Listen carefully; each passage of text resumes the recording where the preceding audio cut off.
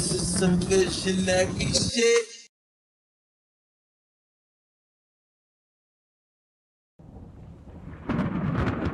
This is some visionary shit.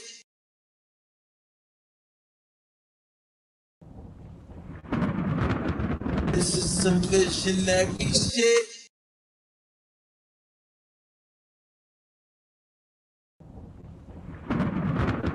This is some visionary shit.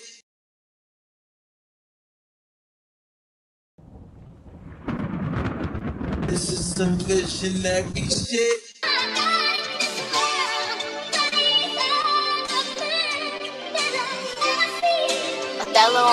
From the corner of the 8, cheesesteak in the crate. Had to make a living, get a world to all my children. Nigga on a mission, ain't nobody gave a damn. Now I got the plate and everybody want a hand. See, they all want a piece, I'm the boss, I let them eat. Counting money in my sleep account, jumping like the street. 100 after 100, I don't need a rubber band. Shit going to the bank, pay taxes to the state. My accountant is astounding and he in the real estate. ETH, let it stake, no touching, let it wait. Never mind my mind and withdraw with perfect timing. A nigga steady shining, grateful for all my diamonds and I just need you tonight.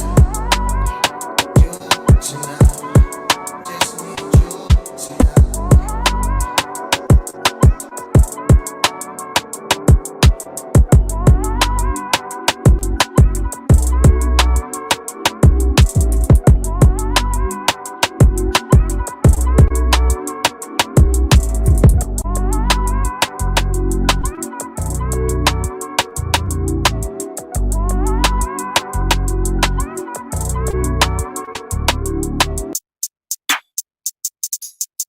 Yeah. YBF shit. Young boss family, nigga, you know what the fuck going on. Yeah, for real. Huh. He tried to run, but I had that switch of me. Where you going?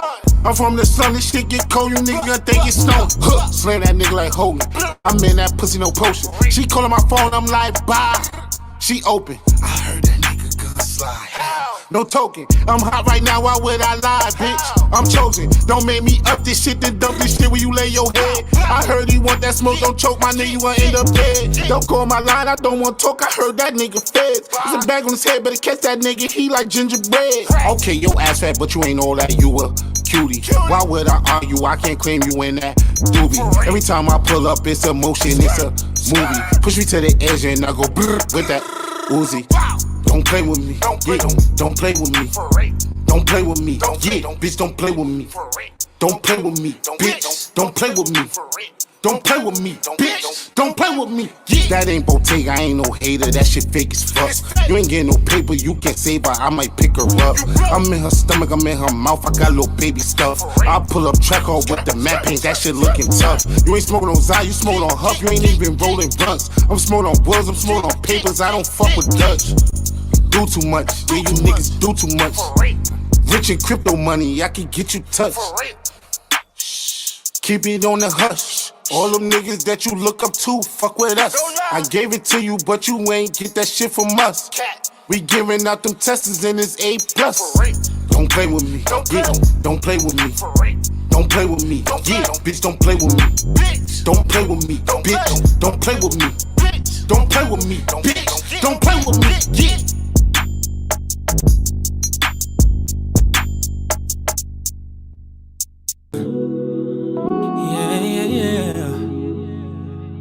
It's Vito, baby. Thinking about ways to make you mine. Followed your Instagram, so I know you got time. See, you've been working, putting in overtime. I'm not trying to press you, but girl, you stay on my mind. Just being honest, I really want you, yeah. Talk to my conscience. Snakes in the grass.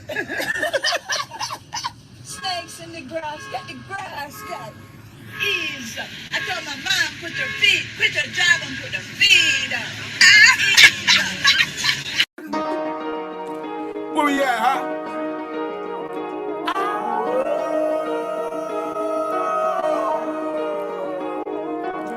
Humble and quiet, part of a soldier. Boy, Mrs. Mom, I just really want to hold her. Kiss her, console her, tell her that I miss her. Ship on my shoulder, just getting thicker. Fuck getting closure from snakes and cobras. Had to burn bridges, niggas kept getting over. Kindness for weakness, live and you learn. To be honest, that's weak shit, still standing firm. Nah, I ain't kidding, bored by the chicken.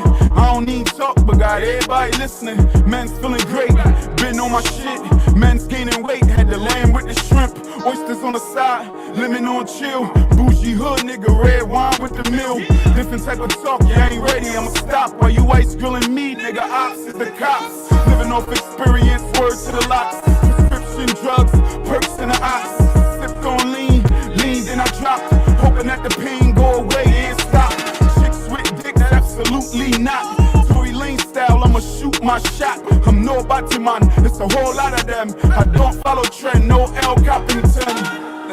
One thing I've learned, if it ain't about them, niggas really ain't concerned. One more time, bro. One thing I've learned, if it ain't about them, niggas really ain't concerned. I don't talk how y'all talk, it's different. I don't fishbowl out here, I'm tinting it. V12 engine, serious. The way the car ride through blocks, belligerent.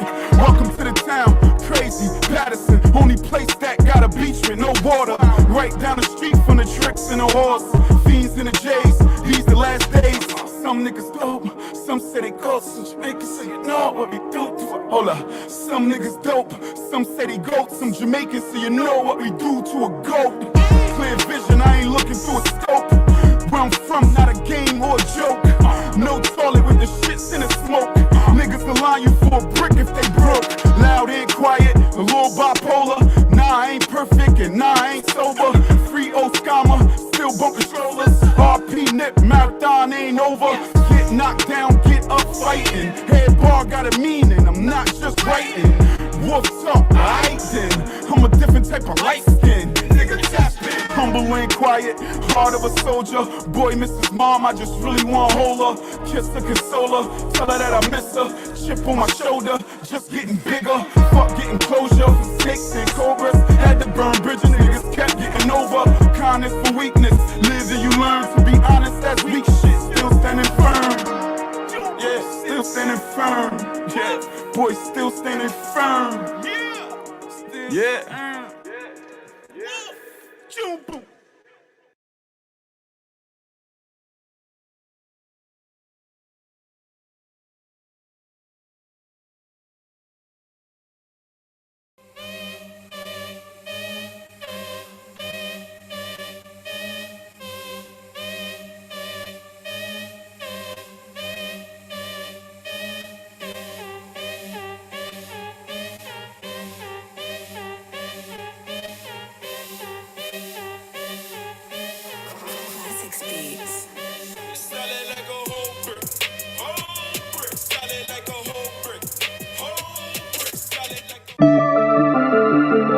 Says on the beat.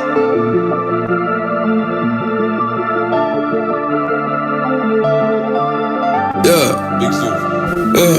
Why you bringing up the other side if you know we got tension? Send my youngers over down the slide, trigger finger itching. I got plaques up on every wall, but birds in the kitchen. Watching out for Scrawly, I be nervous when I'm with them. Hook the homie over extra hard, especially if you pitching. I got homies going extra hard, especially with the sniffers. Ain't no cabbage, I be special, dog, especially when I'm jugging. In the kitchen, cook a extra grand, especially if I'm cooking. Me and my homies jump out anything, especially if it's tookin'. I don't even go on drills with vets, especially with no rookie. Muckers bustin' out the Remy bottle, especially if it shook it. If I come to do this shit myself, especially if I took it. It be Zooey, I'm with Damier. Bitch, I got some shit to say. Keep a hand chopper, FN, bitch, I ain't tryna play. And I got it on me, pussy nigga, don't get your hoot to shit. And I got about 80 on me, I just brought me 2 to death. And I got a real pretty bitch that's still on Section 8. And I use a butter knife to cook it, get an extra straight. Every time a nigga brought a bird, it came with extra 8. Every time I do a 1 for 1, I get an extra plate. Why you bringing up the other side if you know we got tension? Send my youngers over down the slide, trigger finger itching. I got plaques up on every wall, but birds in the kitchen. Watching out for Scrawly, I be nervous when I'm with them. Hook the homie over extra hard, especially if you pitching. I got homies going extra hard, especially with the sniffers. Ain't no cabbage, shop, special dog, especially when I'm jugging. In the kitchen, cook an extra grand, especially if I'm cooking. Me and my homies jump out anything, especially if it's tookin'. I don't even go on drills with vets, especially with no rookie. Muckers bustin' out the Remy bottle, especially if it shook it. If I come to do this shit myself, especially if I took it. Different nigga, my name Damier right off the rip. Yeah, slime shit. I pop out the cut and fuck your bitch. She a rider. When she hit the fence, she never lanes. Yeah, that's my bitch. Looking at her wrong, I get your head split. I'ma let my pants down. 40 with a dick, a see-through clipper, make them run. Different lingo with the drip, watch how she skip with your little rude ass. Hollows in the stick, I bet it hit them bullets too. Hold on, babe, you need to move back. Slimy nigga, gotta duck the low, watch how I penetrate. Gotta up my two, cause all these niggas fake. Zuvi, that's my brother, you cannot relate. Ain't enough to feed us, but we took a nigga plate. Why you bringing up the other side if you know we got tension? Send my youngers over down the slide, trigger finger itching. I got plaques up on every wall, but birds in the kitchen. Watching out for Squally, I be nervous when I'm with him. Hook the homie over extra hard, especially if you pitching. I got homies going extra hard, especially with the sniffers. Ain't no cat bitch, I special dog, especially when I'm jugging. In the kitchen, cook an extra grand, especially if I'm cooking. Me and my homies jump out anything, especially if it's tookin'. I don't even go on drills with vets, especially with no rookie. Muckers bustin' out the Remy bottle, especially if it shook it. If I come to do this shit myself, especially if I took it. Gang.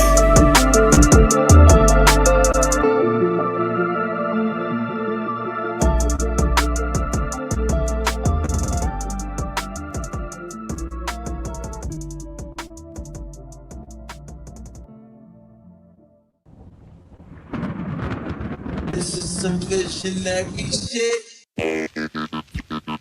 Let me teach you how to do this, son.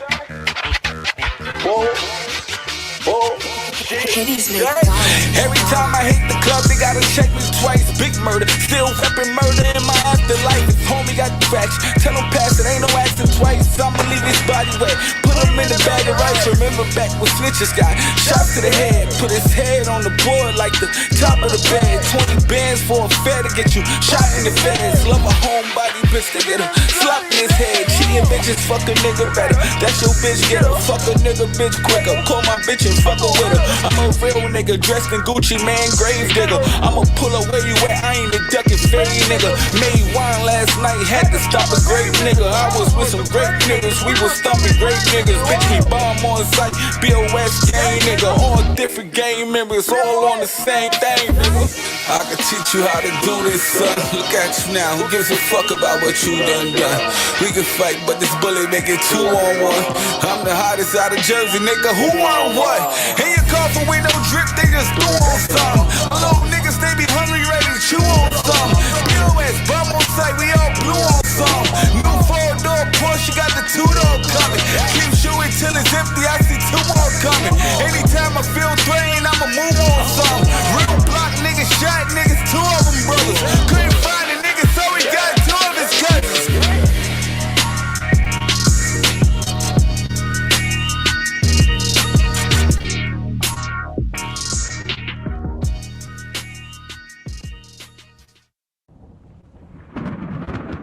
This is some good shenanigans shit. Look. Hey. Look. Said growing up I was a badass. Never cared what niggas had to say. Cause if we really got a problem, got them shotters on the way. I used to fuck with everybody. Now I'm staying out the way. Cause nowadays you never know. Got niggas plotting in your face, hate it or love it.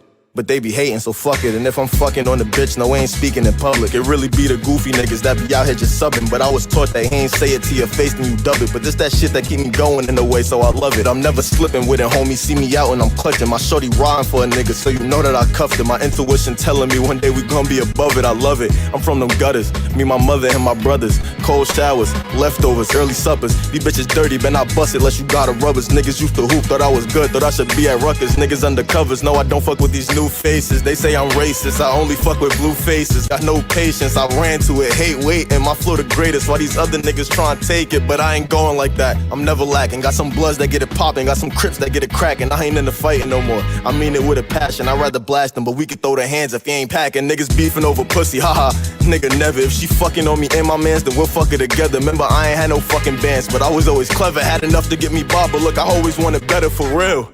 Got niggas itching to kill. Pull up on a nigga with 30, give him curry for real. When you ain't hopping in the whip, if you ain't clutching the steel. Cause we don't need no witnesses, the niggas riding the squill. Get it? My nigga Drill said he got me for real. We got a problem, he'll pop him, he a problem for real. Man, HB be the gang, put HB in my wheel. Shout out Stanley and G-Side, you know we straight out the grill. Gang.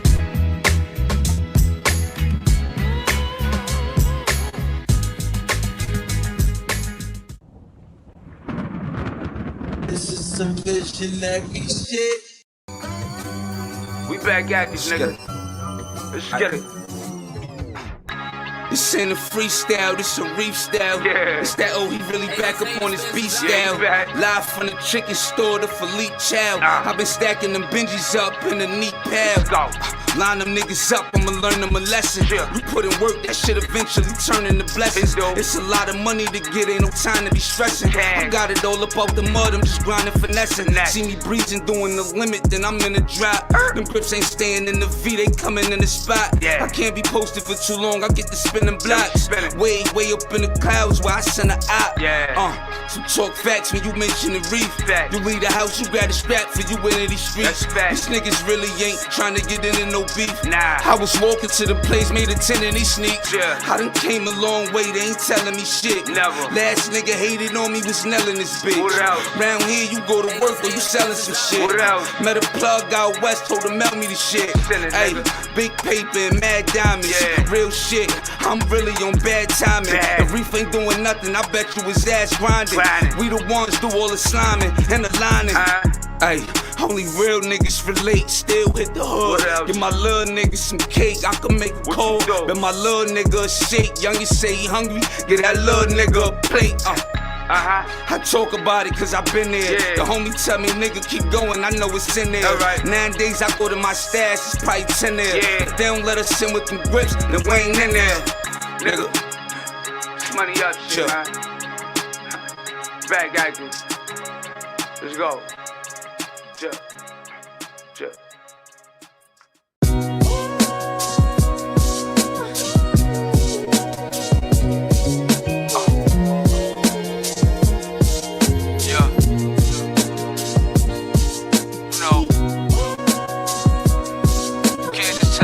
Active and shit.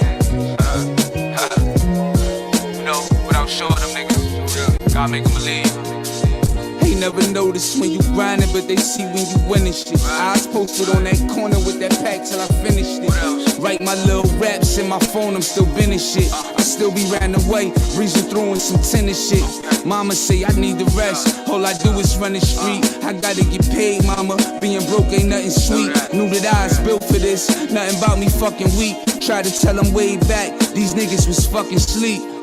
I'm trying to get to them M's, I ain't seeking no fame. Nowadays it's like the drugs, they ain't easing the pain. But we still gotta get it though. Play the block like a point guard, high give and go. Money and love is two things I can't give a hoe. I can't do this shit, talk about it cause I've been through this shit. No, it ain't no fraud in me, gotta know I'm true to this. Difference between me and these niggas, I really do this shit. Yo, hey, I'm traumatized. State police raided, tell grandma apologize. Growing up, the ones with the money we idolize. They used to say he wouldn't be shit, I'm not surprised. Young nigga, cross your T's and dot your I's. Yeah. I don't believe them when they talk how they drillin' and shit. Ain't met a motherfucker yet, wasn't feeling my shit. Hit rock bottom, made it look like I'm still on my shit. Never let them see me sweating. Come take a look, you gon' see me stepping. Only want the ones around me, I ain't got a question. The only time she get my time is probably when we sexin'. Yeah, the fuck line, I'd rather be honest. Cool gotta stay in sport, cause they might get behind this nigga. Yeah, I'd rather be honest. Cool gotta stay in sport, cause they might get behind us. Gang.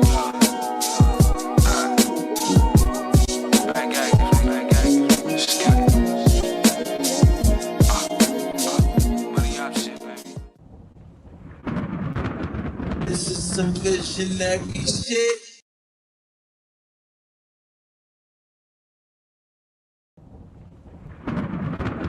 This is some visionary shit.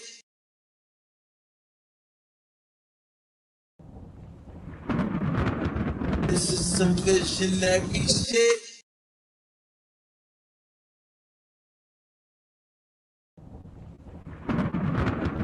This is some visionary shit.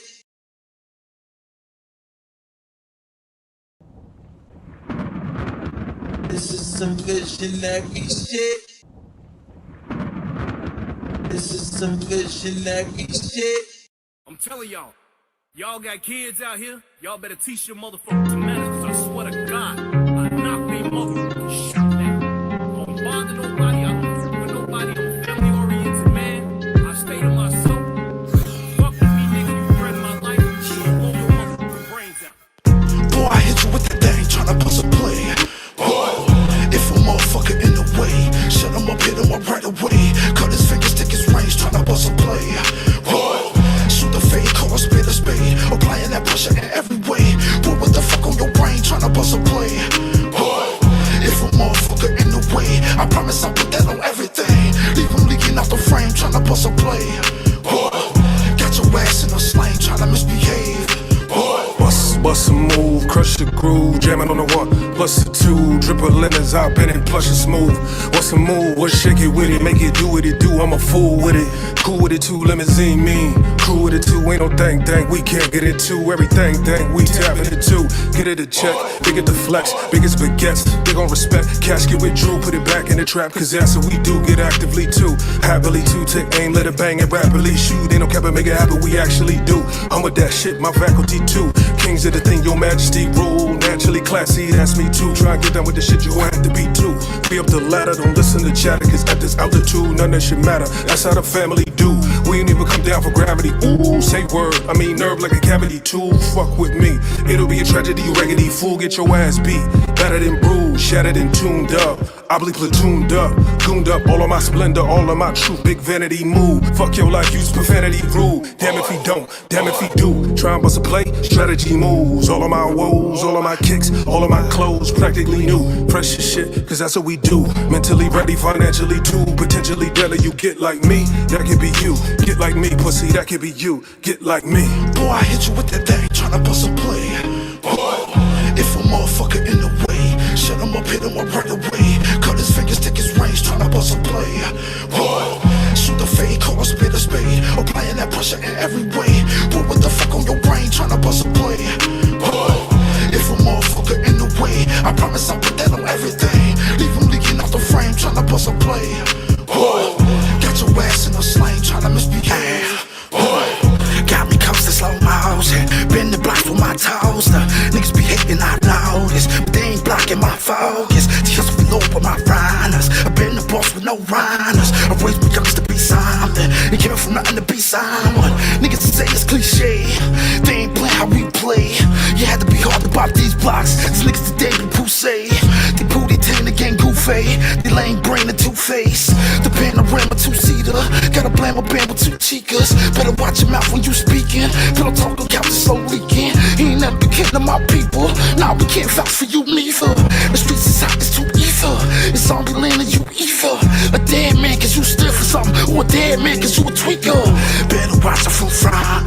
Them niggas find it from someone. They ride and pop and start diving. But I like to top to top. A skirt and burn rubber. The block is on a deep cover. That's why I put I stay covered. That's why I put I stay covered. You live by the gun, you die by the motherfucking gun. Right, you live by the knife. I tell your ass fucking life, I'm gonna come on and get you some. You act like a bitch, you probably gon' die like a bitch. Right, I stand like a man on it. No layers for the fan to condemn on it. Boy, I hit you with that thing, tryna bust a play.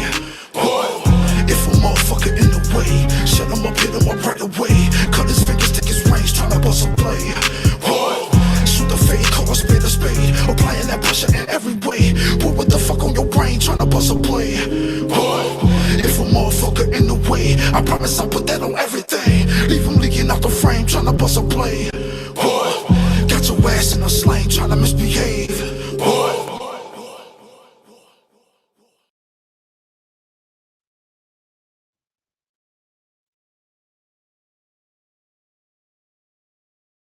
Yeah, man. And we back, and we back, and we back, and we back. Yeah.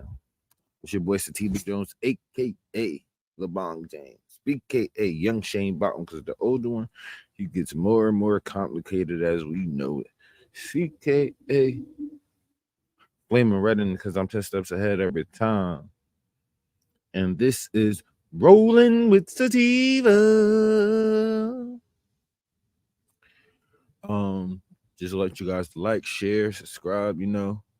Let's keep on coming back. Monday through Wednesdays, the hottest show, the hottest late night show in New Jersey.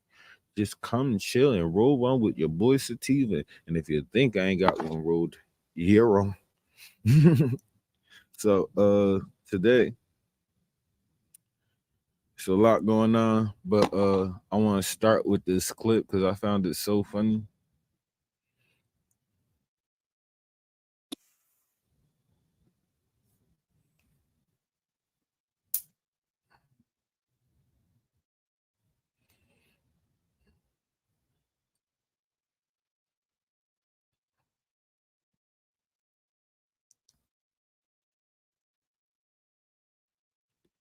Found it's very fucking hilarious, man. So let's add this up here. You found me. This is y'all president. He's stammering and yammering. He don't know nothing. Why do we put him out there? And two of the great artists of our time representing the groundbreaking legacy of hip hop in America, LL Cool J. LL Cool J. By the way, that man's got biceps bigger than my thighs. Hey, everybody. On October 15, 2008. That nigga said that nigga got bigger biceps than my thighs. First he called him a boy. The old school racism came back. Y'all want to talk about racist? There you go. The old school racism came back out of him. That boy, man, almost 60 years old, you calling him a boy. But people don't want to look at it shit when it's their faves, you know. So you have it. You have it. You have it. The old man is too elderly. He was running against Bernie Sanders, and y'all call Bernie's too old.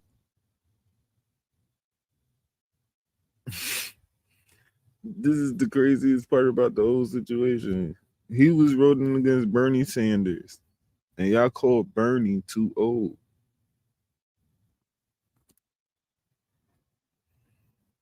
I gotta go get something for that. It's the nuttiest part of the day. So,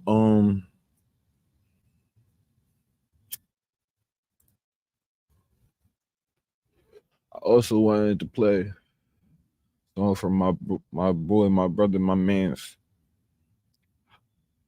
Black Mass Duffel. Congratulations on your new arrival to the family. You feel me? This is Rap Nigga off his latest project. Go check out Black Mass Duffel on every platform.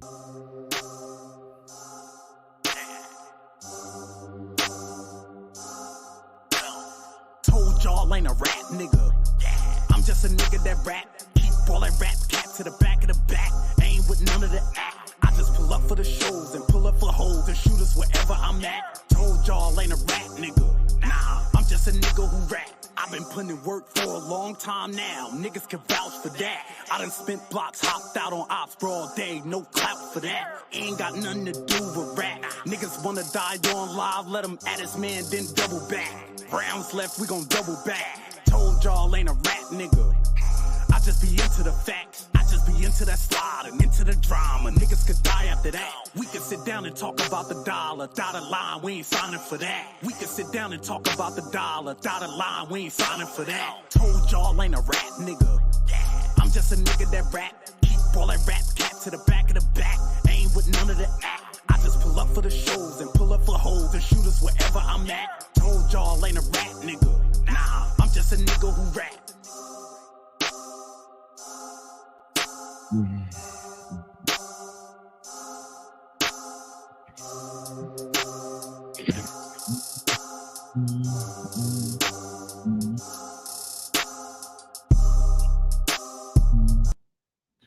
Nigga said, told y'all I ain't a rap nigga. I'm just a nigga that rap. Once again, that was Black Mass Duffel. All your latest tracks, all your streaming platforms. Make sure you go rock with Duffel, man. You got one for the street. You got for the streets that money movement mentality, just good motivation. So we gonna get into it. In case you didn't know, guys, I'm 33 years old. I've been living in Paris for the majority of my life, and I know these blocks. Remember when we was young, we used to walk around. Like, I don't think we get the same liberties to our kids nowadays. But back then, like when we was like 9, 10, you don't walk Patterson at least a lot of times. Like you don't walk the whole Patterson. You don't either walk from up the hill, down the hill, all around down the hill. You went all the way to Total by Kennedy. By 8, 9, 10, like that's when you start exploring your city. So I've been walking the city for a very long time, and I be knowing houses. When DJ Envy, I've been looking at this whole DJ Envy European scandal about how they running a Ponzi scheme and how DJ Envy is blatantly lying, saying he had nothing to do with it. But I sat back and said, shit don't sound right. During this, these guys mentioned crazy things and certain shit just ain't adding up. So I'm gonna bring my guy Spencer. You feel me? My boy Spencer. He exposes all fake gurus and scammers and schemers. So I keep telling you I'm a C student, so I'm gonna let the smarter people talk for me. And you feel me? I'll just break down what they say in layman's terms. The Breakfast Club introduced Cesar Pina, a relatively unknown real estate investor on October 15, 2018, the Breakfast Club introduced Cesar Pina, a relatively unknown real estate investor in New Jersey, onto the show as a featured guest. Recent lawsuits have been filed against Cesar and DJ Envy, alleging a Ponzi-like investment scheme that has taken millions from investors. It all started with this interview. We got a special guest in the building.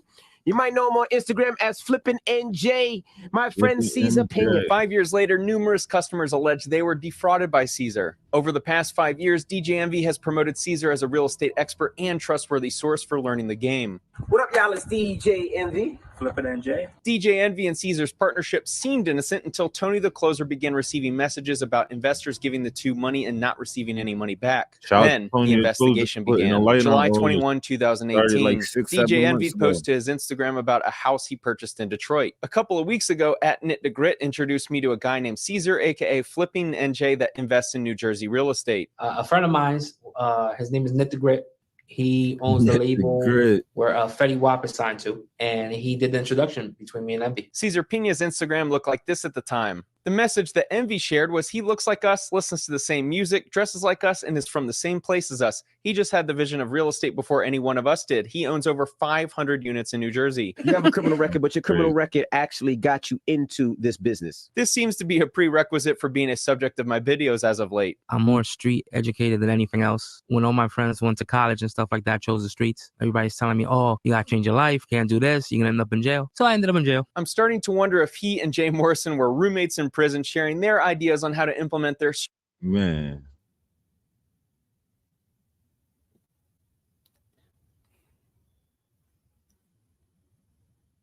Y'all was giving a scammer all this bread, but I don't think they said what he was in jail for. Street knowledge in the real estate game. I was never thinking about public speaking or anything like that. And I met Envy. He inspired me, and he said I had a great story and I can inspire other people. DJ Envy introduced Cesar to his millions of followers, which is why he's found himself in the middle of the controversy for what we're going to unveil shortly. What up, y'all? It's DJ Envy.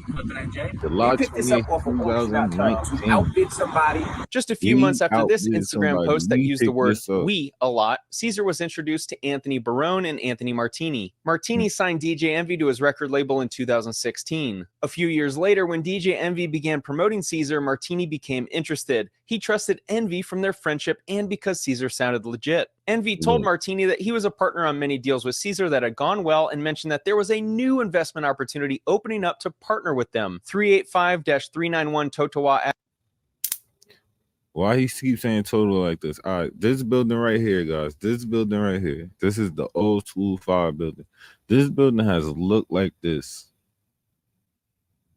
my whole life. Like my whole life. Like when I say my whole life, I mean my whole life. Like this shit looked like this since my mom was a kid. Nobody touched it since my mother was a child. She's about to be 60 something. This don't make no sense. It don't make no sense. Now, this is the first part of the scheme because 500,000 for this building is decrepit. It's old. Oh, we have oasters. You started early as fuck. I thought it was 11:20. Like, what's going on? I'm not even set up yet. I'm still watching Elemental with my daughter.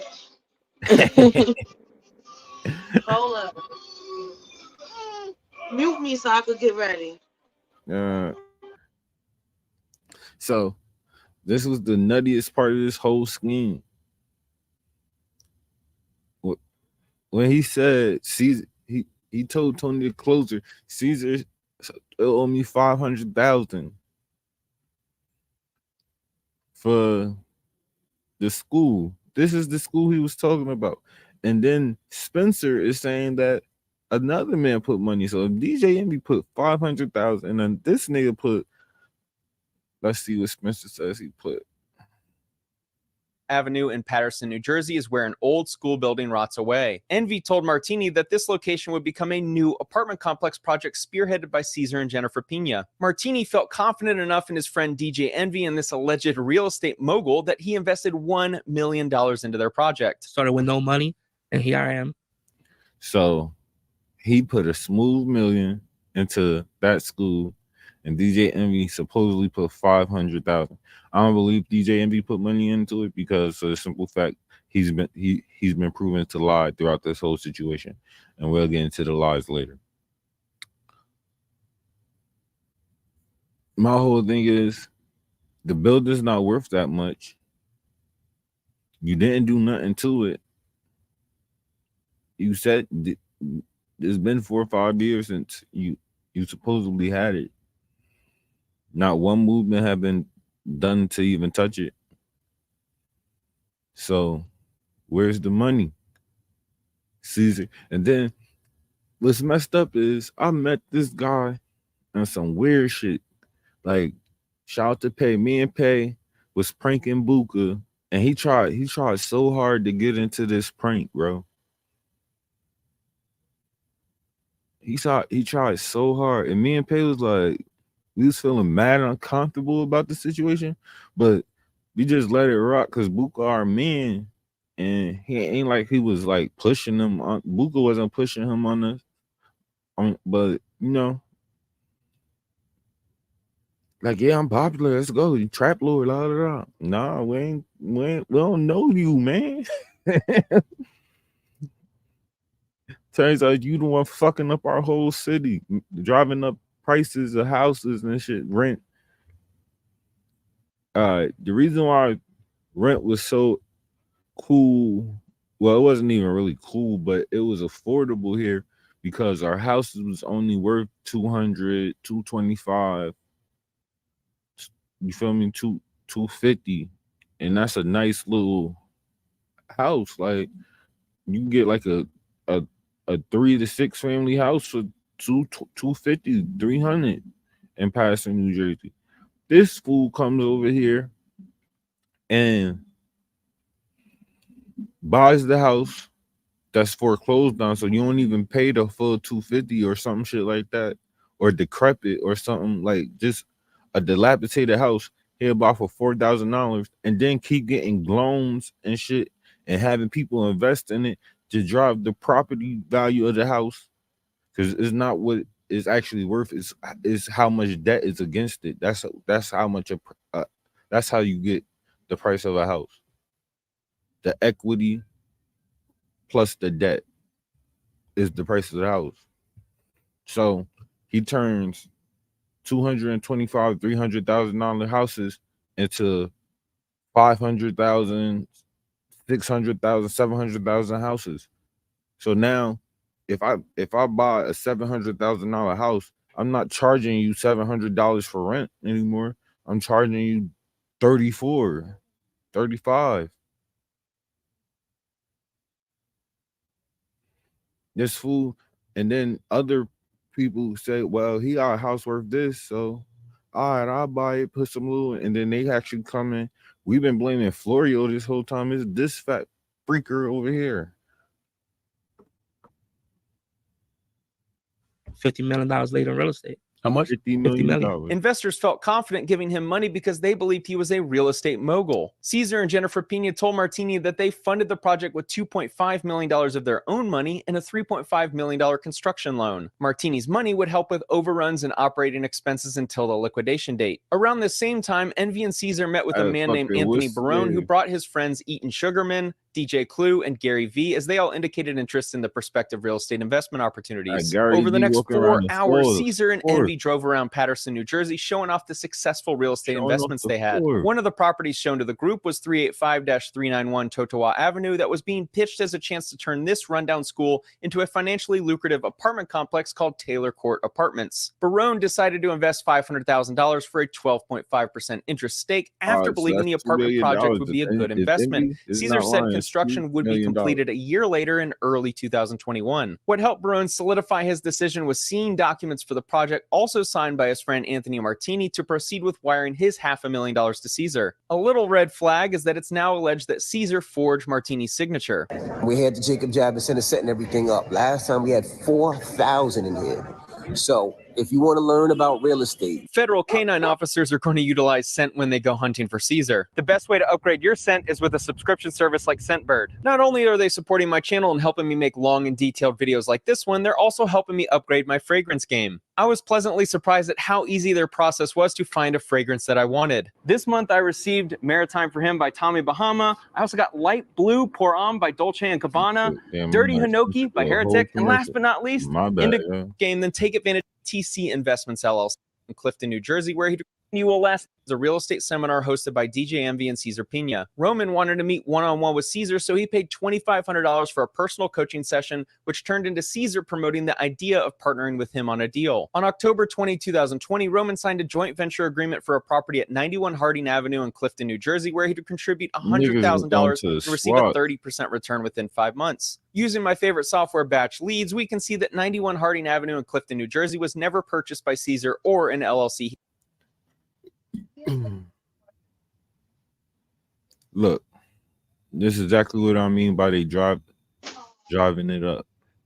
I see. Don't touch nothing. Initial buy of the house, 2-family house, 310.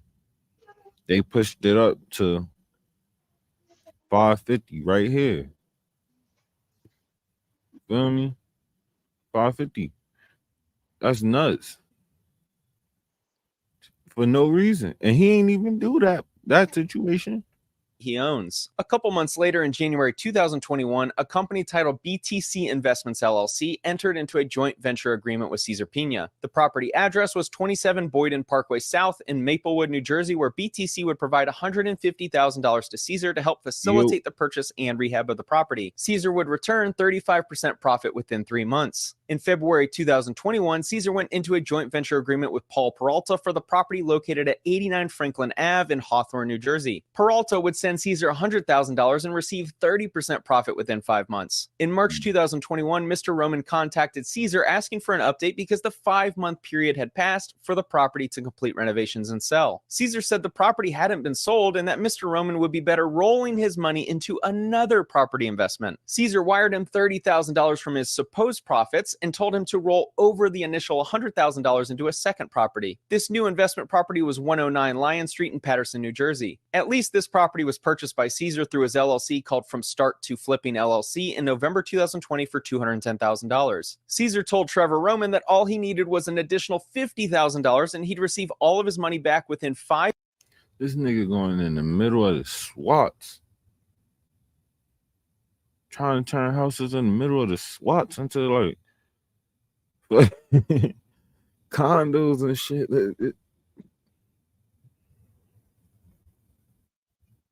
That's crazy, man. Nigga turning starter apartments and trying to turn starter apartments into condos and fucking up niggas' money. Cause they ain't even putting none of the money in there. Talking about trap lord. Nigga, you a slum lord. Point blank period.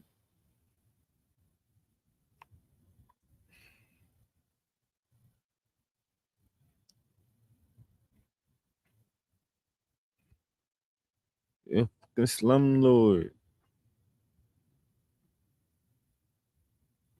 5 months with a little premium added on top. That same month, Paul Peralta entered into a second joint venture agreement with Caesar for the property at 566-568 East 39th Street in Paterson, New Jersey. He would send $200,000 to Caesar and profit $70,000. What I found odd about this arrangement is that 566 East 39th Street in Paterson is for an auto body shop. The apartment next door is address 568-570 East 39th Street. The address listed in the lawsuit was different than what the actual address appears to be. This happened multiple times and I can't figure out why that happened. Caesar bought this property in November 2020 and sold it in February 2022 for a $226,000 difference. May 2021. He ain't even own the house when he got the $200 from my man, $200,000 from my man.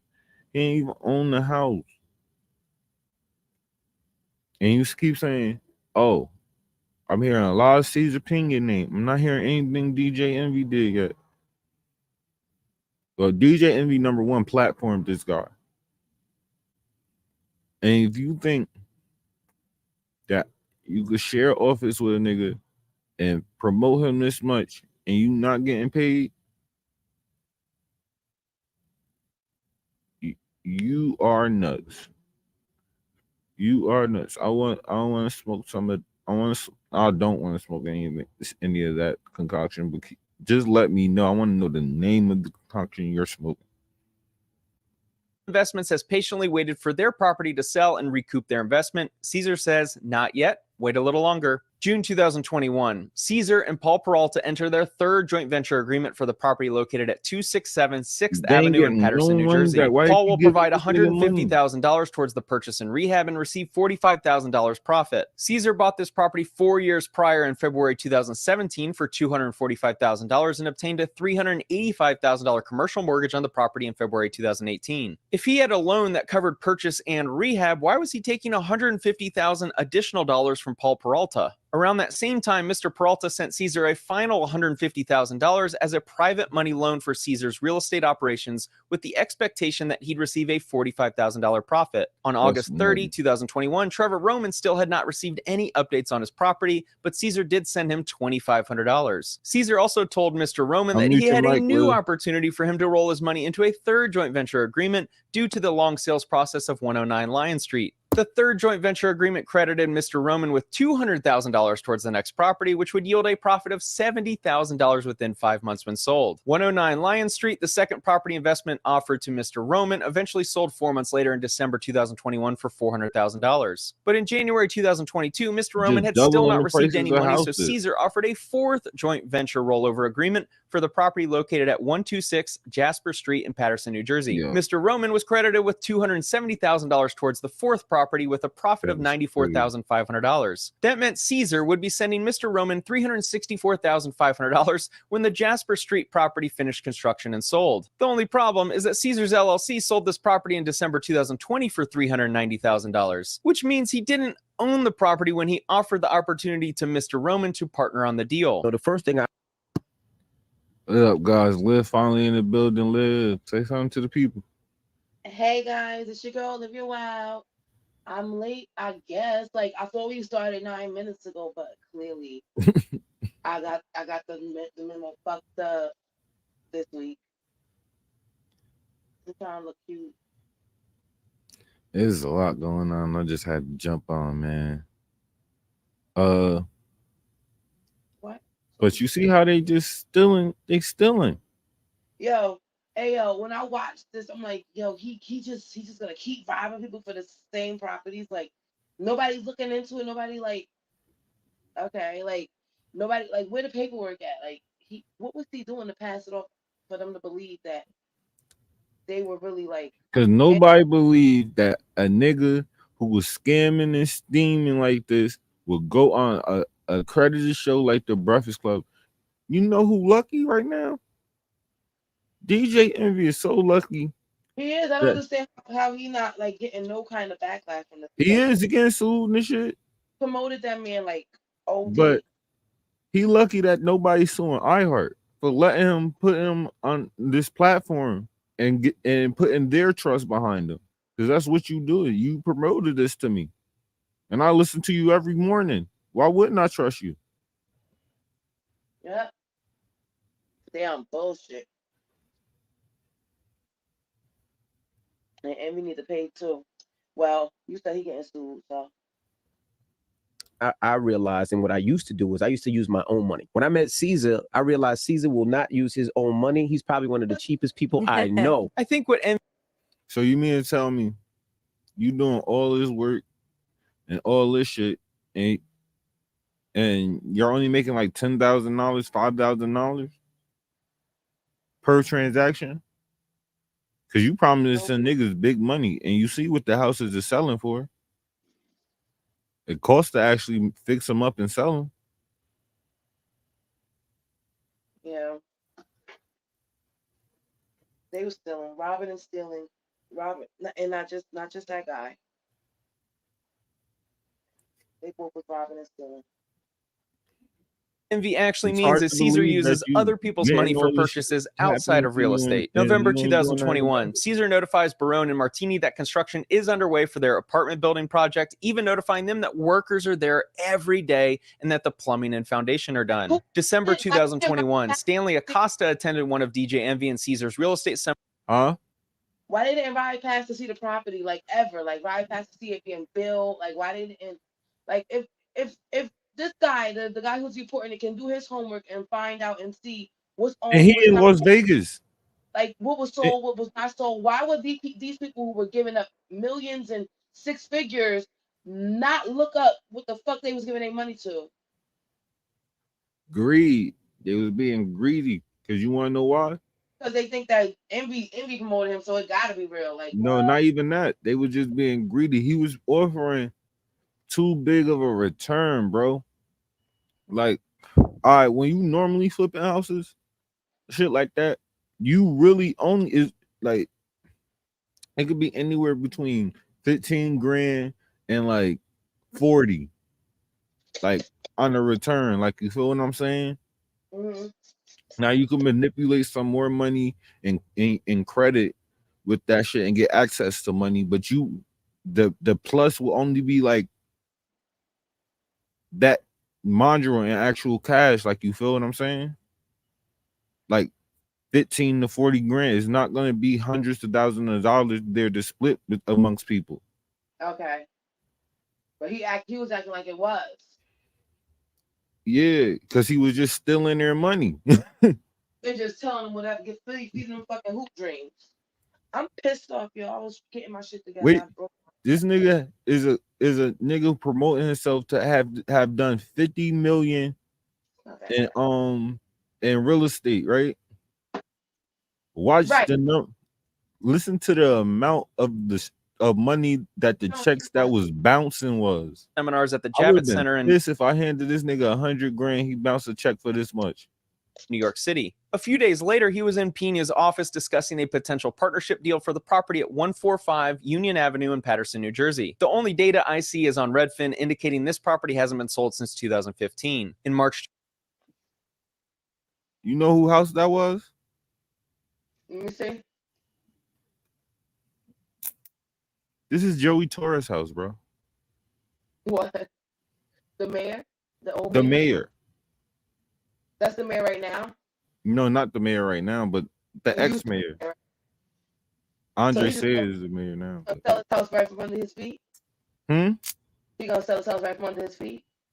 He's like, what the fuck type of like nobody was doing their homework. Like nobody.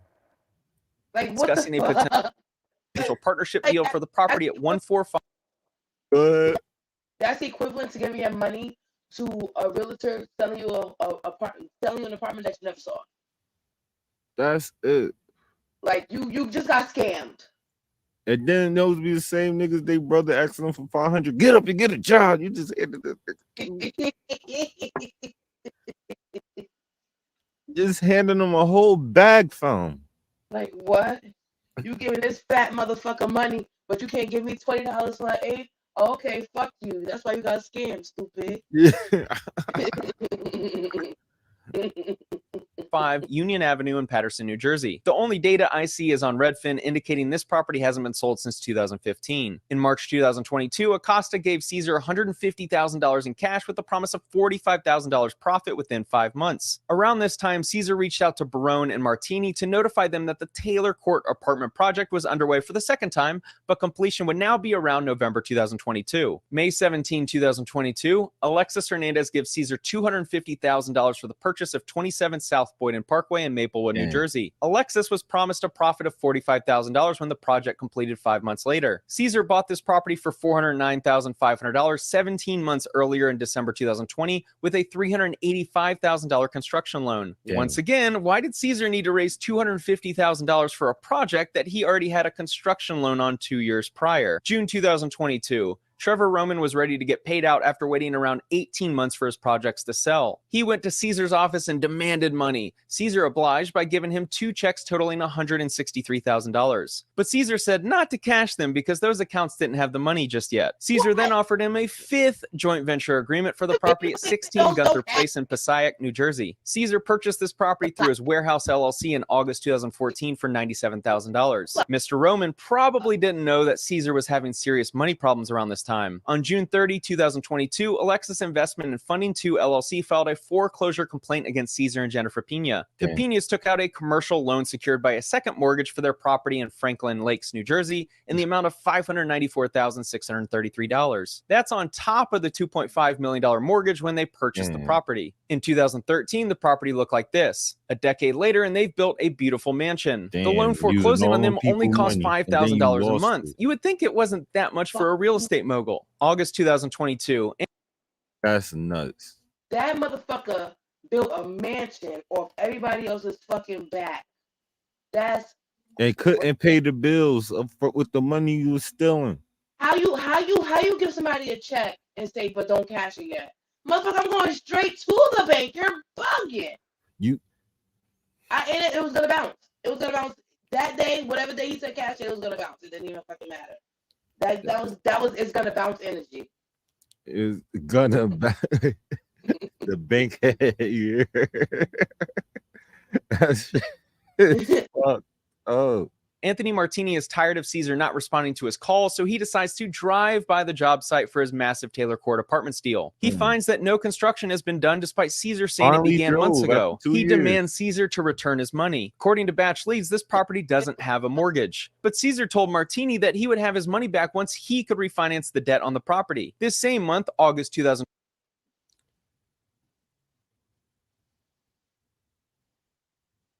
You heard what he said? Once he could refinance the debt on the property. But there's no mortgage on there. He don't own it. No.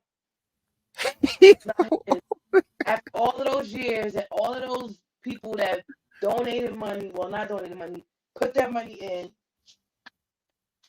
to help build these projects, because it's supposed to be a housing project, he never owned it. He got a mortgage on everything. I doubt this nigga just brought this building. This nigga do not own it. He never owned it. So why were they not doing their homework? Like, what the fuck was going on? This nigga waited 2 years and $1.5 million in money you gave this nigga to drive past the actual property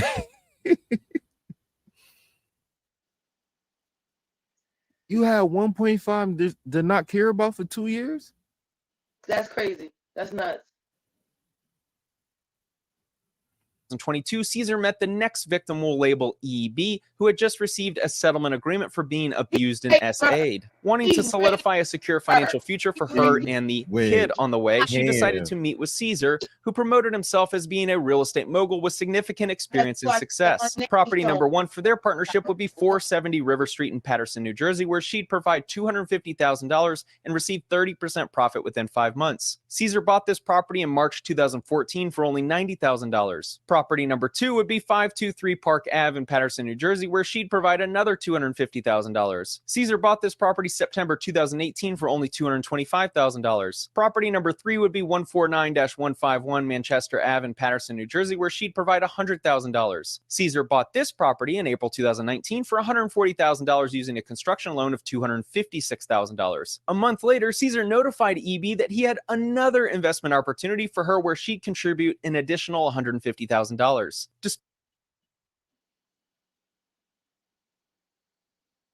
I want y'all to understand this lady that they talking about got that money from sexual assault. From being sexually assaulted, and he fucking ate that shit up like Pac-Man. Yo, how you? That was when I kept hearing how he kept getting money from her, like for different properties. He just kept getting. It was like all 6 figures every time he got money. Every time he got money was 6 figures, and for all the properties that he already had gotten money from. So you was sexually assaulted and financially assaulted? She was raped twice. She was raped. Great. She was great twice. That's crazy. That's nutty.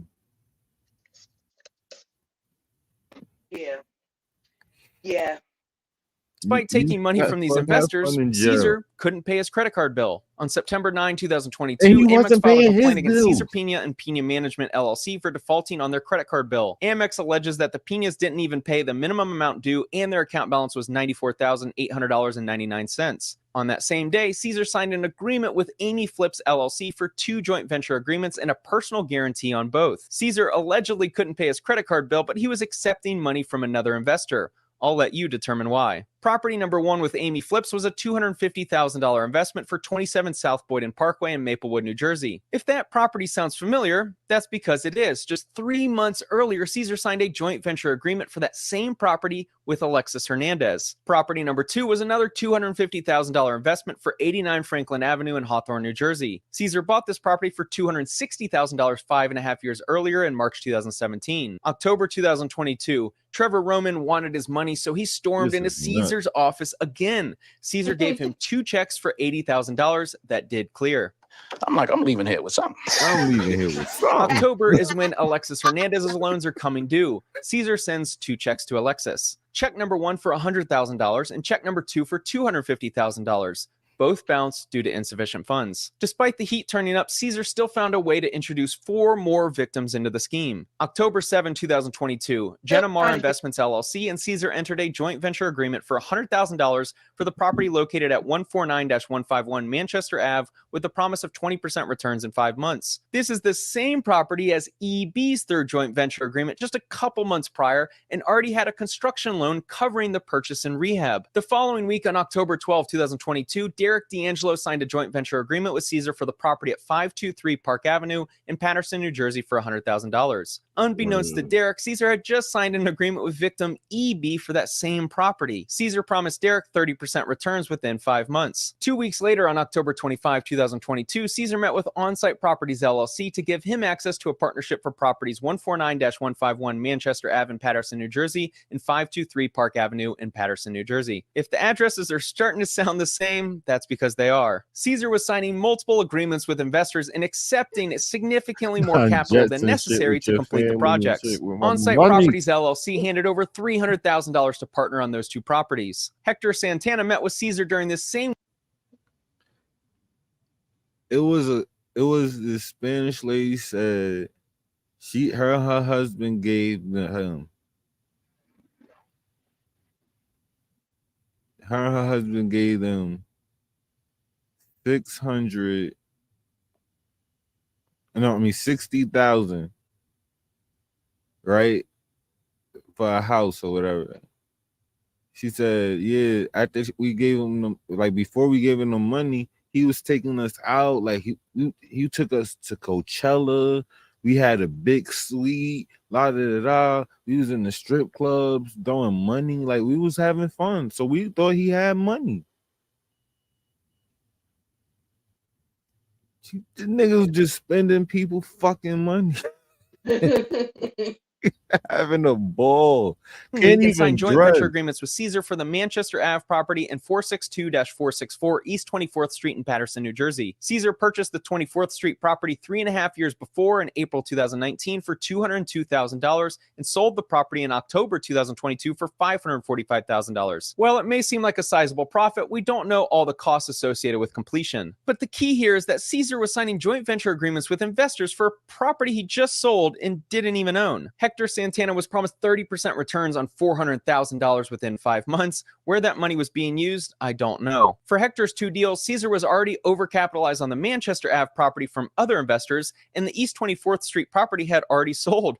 Where was the money going, Caesar? November 2022, Caesar signs an agreement with a third investor for $1 million in order to fund a construction cost at the Taylor Court Apartments. Caesar never told Barone and Martini, the two investors who contributed $1.5 million combined already. November 9, 2022, Ransom Endeavors, Inc. meets with Caesar, notifying him of $200,000 in liquid funds ready to invest. Caesar presented 89 Franklin Ave in Hawthorne, New Jersey as the investment property and that he would need the $200,000 to complete the project. And Caesar promised a 30% return within 5 months, despite already owning the property for 5 years and having agreements with other investors for the same property. December 2022, BTC Investments had been trying to reach Caesar for the prior 16 months to no avail. He had not received a dollar in return in nearly 2 years. Caesar wouldn't respond to BTC Investments, but he would respond to the next victim, Christian Vasquez. Caesar promoted the Manchester Avenue property in Paterson once again. Christian provided $150,000 with a promise of 30% returns within 5 months. January 2023, EB was getting tired of hearing false promises and excuses for why the projects weren't completed. Caesar sent her a check for $80,000. The funds may have come from the next victim. Derek Maldonado gave Caesar $200,000 a few days prior to Caesar sending the $80,000 check to EB. If you guessed their agreement would be for the property on Manchester Ave in Paterson, New Jersey, then you are correct. 30% profits within 5 months were promised to Derek, despite that property already being overcapitalized from other investors. February 2023, Caesar is likely keeping himself afloat at this point by continually raising money from more victims. This month, he adds another 3 that we know of. These 3 separate investors hand over a combined $900,000. All 3 signed joint venture agreements for the Manchester Ave property, while the largest investor of the 3 signed 2 other JVs for the Park Avenue and Franklin Avenue properties. March 2023, Caesar had been dodging Trevor Roman's calls and requests for updates, so he decided to show up to Caesar's office again. Caesar promised that the property was nearly done, it just needed another month to close, and Trevor could expect the $280,000 that was owed on that date. Amy Flips also decided to show up to Caesar's office, demanding an update and threatening legal action after Caesar had cut communication. Caesar lied again, saying that the construction at the properties was nearly complete and her money would be on the way next month. Caesar also met with On-Site Properties LLC after 6 months of refusing communication. Caesar advised this victim that he should roll his investment into another property, which he did not take kindly. Also in March, Caesar met up with Hector Santana to advise him on rolling his $350,000 initial investment into the Park Avenue property other investors had already invested in. Caesar gives Hector 2 post-dated checks, one for $70,000 and another for $100,000. The first one cleared, but the second check bounced. April 2023, Caesar sends Ransom Endeavors, Inc. a check for $30,000 representing 50% of the interest owed from the projects. After 6 months of avoiding contact, Caesar reaches out to Stanley Acosta asking for bank account information so he could send the proceeds of a property sale. The money never arrived. Caesar finally answers Derek D'Angelo's communication and asks him to drive multiple hours to his office. Derek picked up checks totaling $130,000. They both bounced. Derek threatened to report Pino, which influenced Caesar to send a wire of $30,000, leaving the initial $100,000 still missing. If you're wondering where the money came from, the final victim, Chamberlain Group Real Estate Ventures LLC, invested $835,000 with Caesar for the Manchester Ave and Boyden Parkway properties. They were promised a significant return within 6 months. May 2023, Caesar sends 2 checks to On-Site Properties LLC, one for $100,000 and another for $37,000, and he was told not to deposit them just yet. Those checks have still not cleared to this day. June 2023, Barone and Martini are getting anxious that their property doesn't seem to be close to being ready to rent or sell. Martini decided to drive by the property, and this is what he found. All lawsuits point to Caesar cutting off communication with all investors. My guess is his phone is in his back pocket and he can't reach it. What's not a joke is the amount of victims in this investment scheme. I only know of about 20, which brings us to DJ Envy. And we only expected like 50 people at the seminar that we did. The first one we did, it was like 1,500 people. The second one was like 2,000, then 5,000, then 10,000. Because of DJ Envy's influence, he was able to sell out large rooms for his real estate seminars with Cesar Pina. Many of the complaints explain how they met with Cesar because of watching him on stage at the seminars. We currently own and manage and also have projects that we're building now from the ground up of 3,000 units. This video was filmed in June 2022, the same month a mortgage company was foreclosing on them on their primary residence. They've been paying like $2,000-3,000 for seminars, $5,000 seminars. And then when they get to the seminar, they don't learn anything. Then to talk to people, they got to pay more money. And we tried to stop that. It's alleged in the complaints that they did the opposite. Following the speaker presentations, members of the Pina Network, including DJ Envy, set up booths at which they offered private consultations with seminar attendees. They obtained all of their contact info, and then they sized up the financial resources in order to solicit attendees with high net worths for their joint ventures, and then offering consulting services with Caesar for $1,500 to $2,500 per meeting at his office. It seems that every meeting in his office turned into a pitch for his joint ventures. And, you know, there's also a lot of seminars out there that are trash and that people are playing off your hope. So these events, which starts becoming a marketing funnel, right? People start now coming into mentorships. They come to these events to be able to get game. But then most of these events, there's that same thing that you talked about that you don't like, the upsell. See, because I pay attention, right? You had a major problem with people who had live events and then they didn't teach much information, and then they do these upsells for higher mentorships, et cetera, investment opportunities. Well, it seems as if that's what's now happened with you and Caesar. Now let's analyze Envy's potential liability. Has anybody ever gave me $1, a dime, a nickel, a quarter, $100, $1,000, $100,000, or $500,000, or $1 million? Not one person. Because I'm making my business not to take money from nobody. And there's nobody on this live, and there's nobody in here that could ever say Envy, they gave Envy $1. Envy used the word "we" a lot when posting videos at properties with Caesar. In the description of this Instagram post, Caesar writes, "We can fix it and make a profit." What up, y'all? It's DJ Envy. Remember that, Jay? Join us July 31st right here at the Jacob Javits Center. We're doing a real estate seminar talking everything real estate from Airbnb to wholesaling to flipping. Not only that, you can partner with us on some deals. Make some money with us. There you go, motherfucker. DJ Envy is not being honest. You done fucked up. You know you done fucked up. Gotta use your pro. You gotta use them right. Us and we.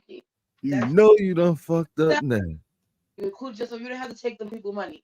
Your friend did. Us, we, y'all did it. And guess what? When I go, if it was me, and when I go to court, I'll be like, Envy. Envy did it. The fuck? Yes, He's the person I trusted. Him. That's the person that made me feel like I can trust this guy.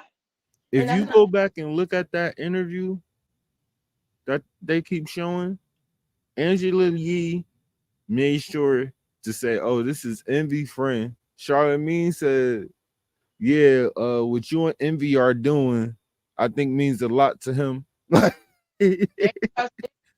Anyone know Sizzy? Honest about his relationship with Caesar. He may not have directly accepted money, but he promoted financial partnerships as a reason to go to the seminars. So many people were like, "Yo, don't mess with him. He's a con, but he's a felon. He's a criminal.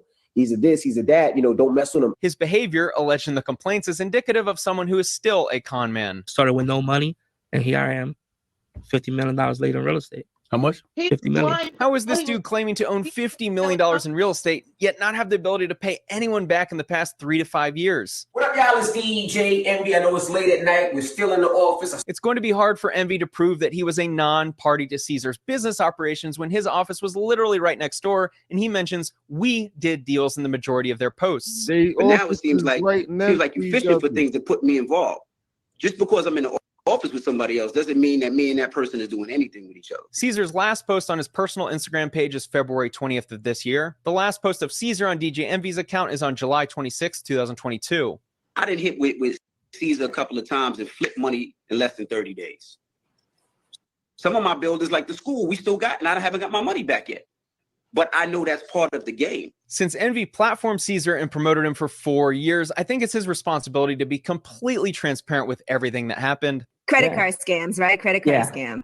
Yeah, so before that, from the age of 16 on, I was selling drugs. Even better, Caesar found his mentor in prison. The funny thing is that when I was in jail, I actually met a guy who was a real estate developer already. And he actually kind of became my mentor. He inspired me to get into real. Angela, you knew it was some shit. She was digging for that shit.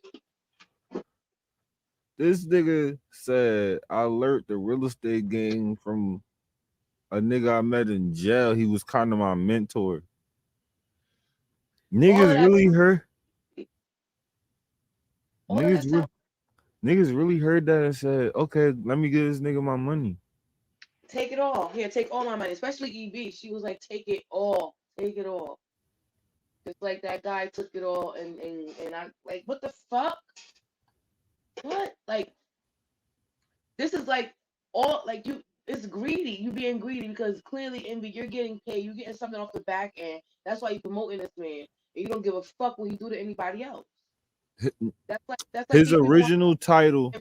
Scam artist. Shout out to Eli. Eli, said his original title was Chief Social Executive, CSO. So he was in charge of the social media marketing and he was in charge of the funnel of the Ponzi scheme. You're the chief, nigga.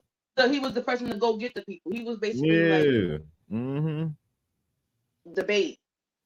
People will tell on themselves when you listen to them. You just gotta have a good ear. You right.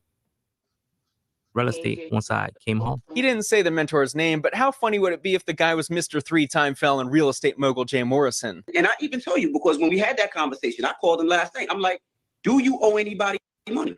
Caesar told me no.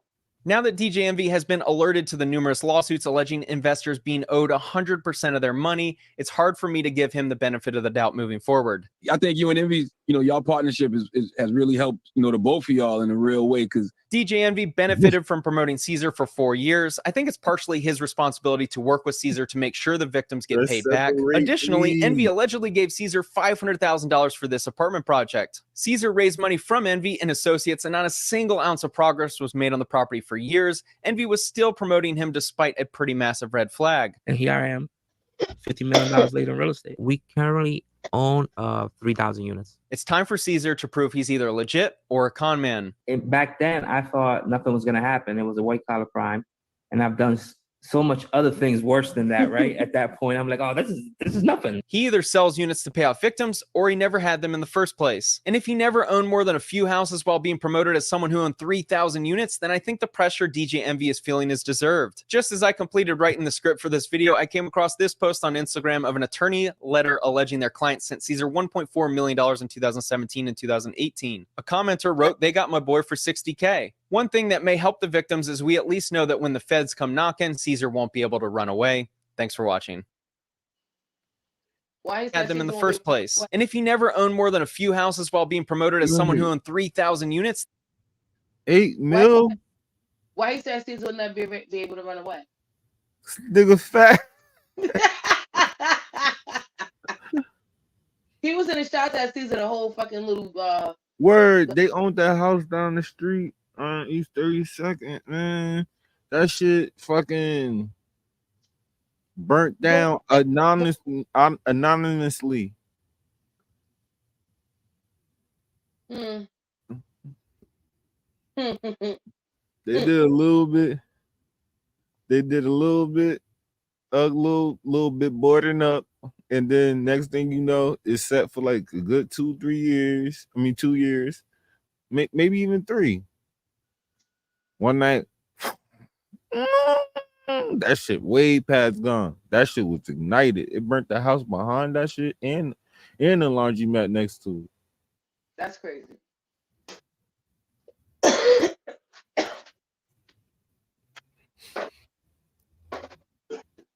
So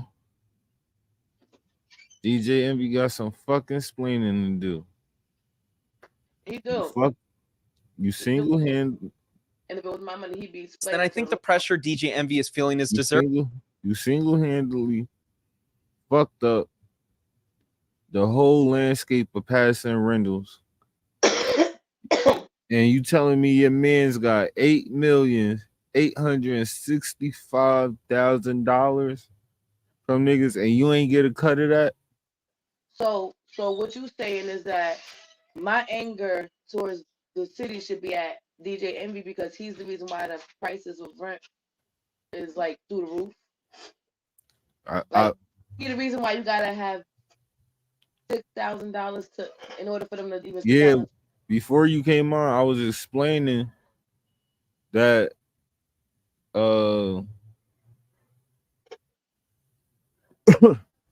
he took houses from that was 250 for like a 6-family house.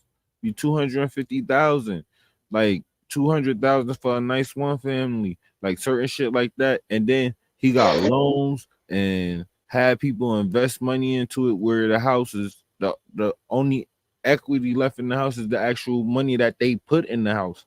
So the debt on the house will become like 500 from 250 to like 499, 480. You literally doubling the prices of houses.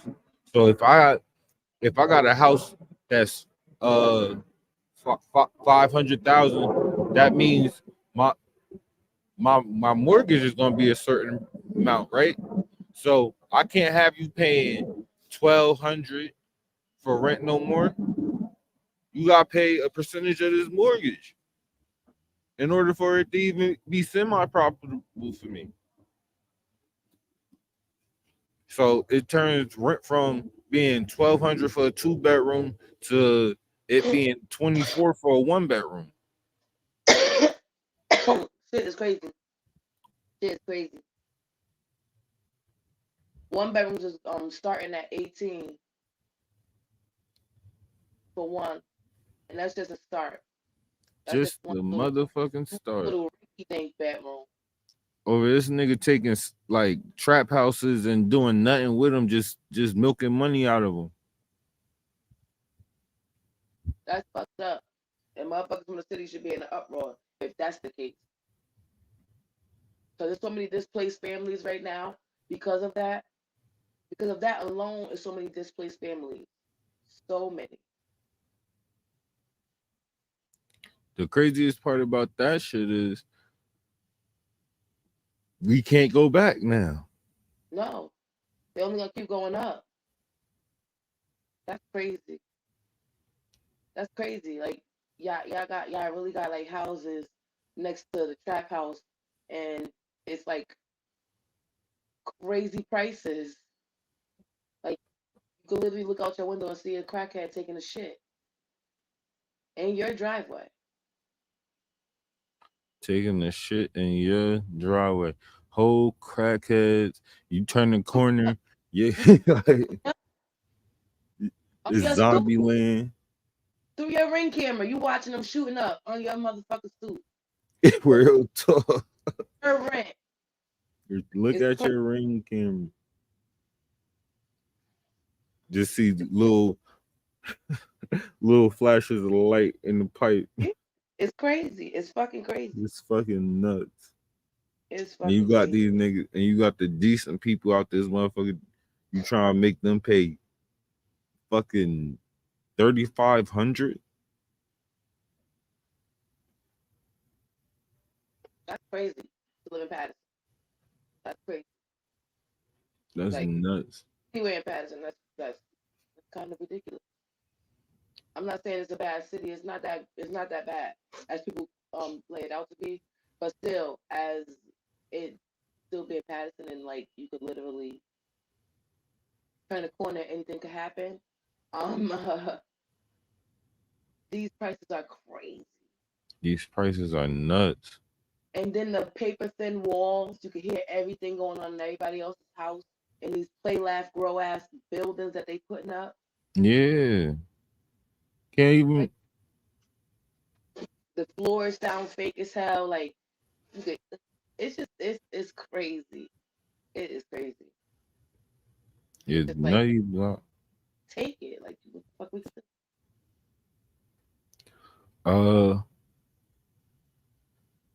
So DJ Envy, you owe some restitution. I think you're supposed to get fired. These New York niggas do not be getting fired, bro. Cause how can he do that?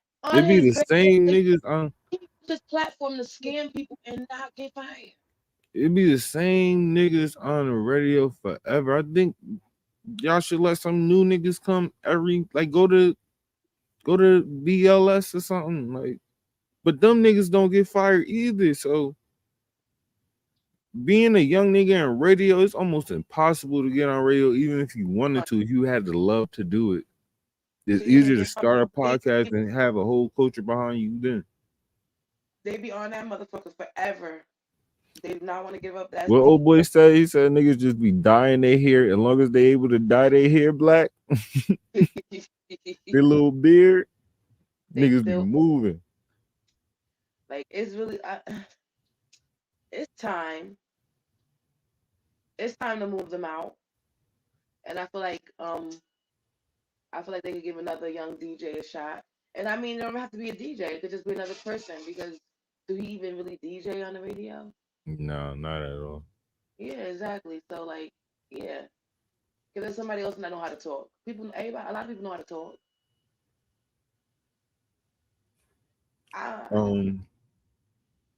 We're gonna move over to say, check in on Hans Kim. You ready to check in on Hans? Liv? Let's see what he talked about this week. Hans Kim. Oh, wait. That's the wrong one.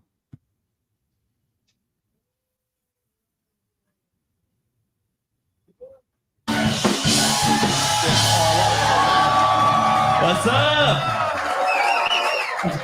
Holy shit. I love Texas because people in Texas, they don't give a fuck. If COVID was spread through farts, there'd be Texans walking around with their buttholes exposed. You're not going to put a muzzle on my butthole. It's a Texas butthole. I love Texas more than New York. New York is very similar to Asia. You know, we both shove Asians on subways. In New York, you guys just wait till after the train leaves. Yes, love, being Asian. Very difficult to be Asian. A lot of black people make fun of us for having small penises. But at least when I have sex, it doesn't look like a poop coming out of a vagina. Thank you. Wow. A poop coming out of a vagina. Let's start with our poop out of a vagina specialist, Ari Shafir. Yeah. One or two, chat, man. Come on, one or two. I don't like Hans. Huh? I don't like Hans. What'd you say? Hans don't do it for me. Hans don't do it for you. So you want them to switch? I want to hear somebody else. I bet I'm gonna put on Cam.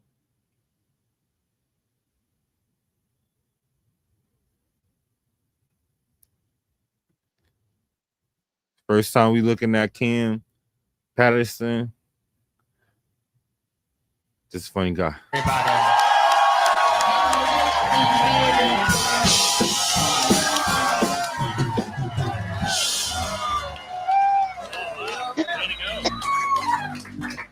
So my life been crazy, so I got a therapist. Thank you, white women.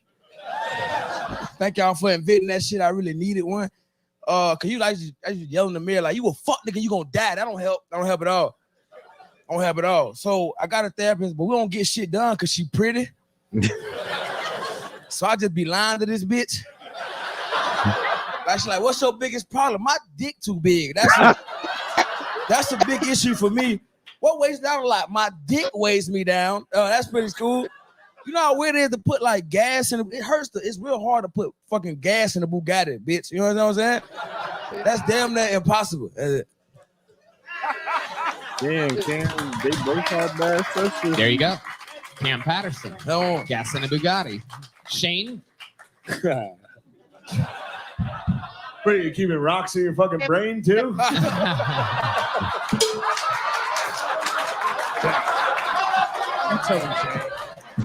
Nigga, that shit hurt, bitch. My bad. You're the man. You complain? Hey, wait a minute. Bring Rick Flair back. My feelings hurt, nigga. Like, bring Rick back. He hurt my fucking feelings, nigga. You piece of shit. You my bad. I'm gonna rob your bitch ass, nigga. I'm playing. That's a joke. James, shut up. Compared to fucking Rick Flair, he sounds like Neil deGrasse Tyson up here. This nigga fat. What's going on?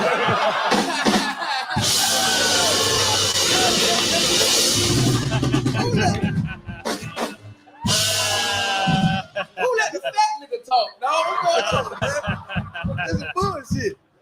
I don't even roast people. That's all I got. What's up, nigga? How you doing? Hey, what's shaking? What's up, man? I can't believe it. We got one of the BLM looters here. This What is you nice. said, nigga?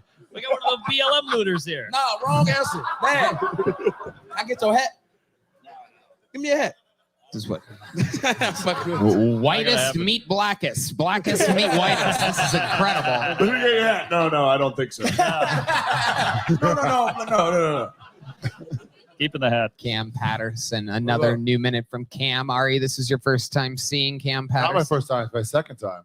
Cam crushes it, man. Yeah, Cam normally crush it, but that was just bad sets.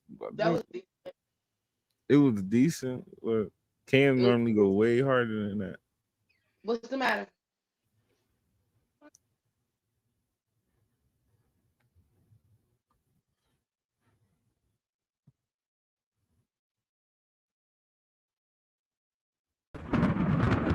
This is some visionary shit.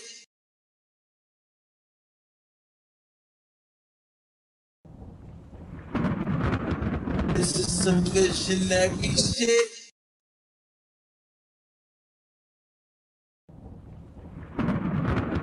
This is some visionary shit.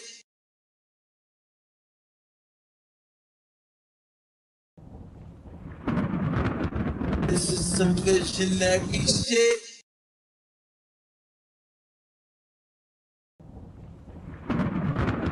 This is some visionary shit.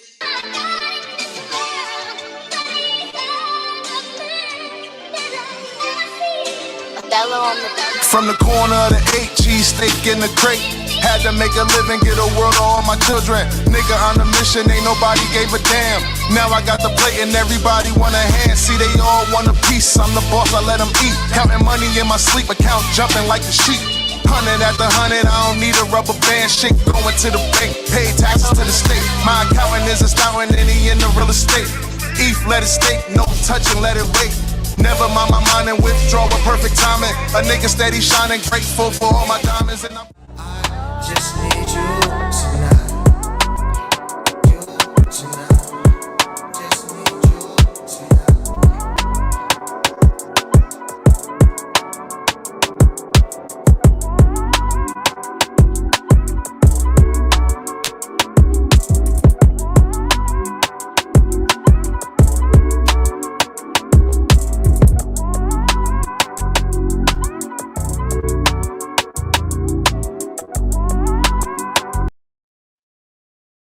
All right, so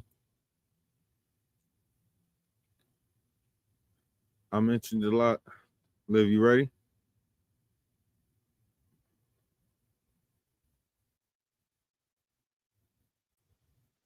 What's up? So I mentioned a lot about Tony the Closer and the situation. when we was looking at Spencer video, because he actually talked to DJ Envy and asked him some of these questions, because people was hollering at him a couple of months ago about this shit. So he said, Envy, come talk to us. So, and these are the laws that came out of this man's mouth.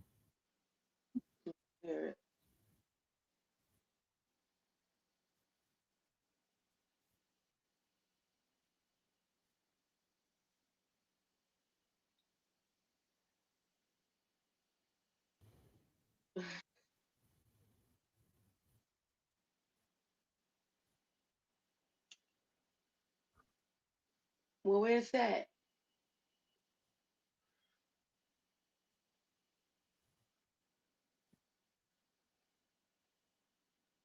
My brain is empty.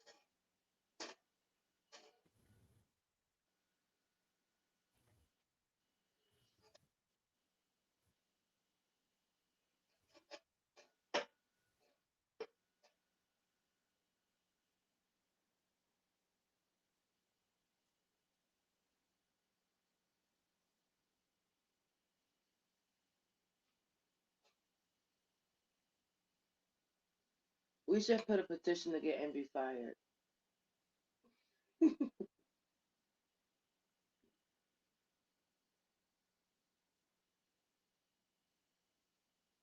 Get the whole Breakfast Club recasted.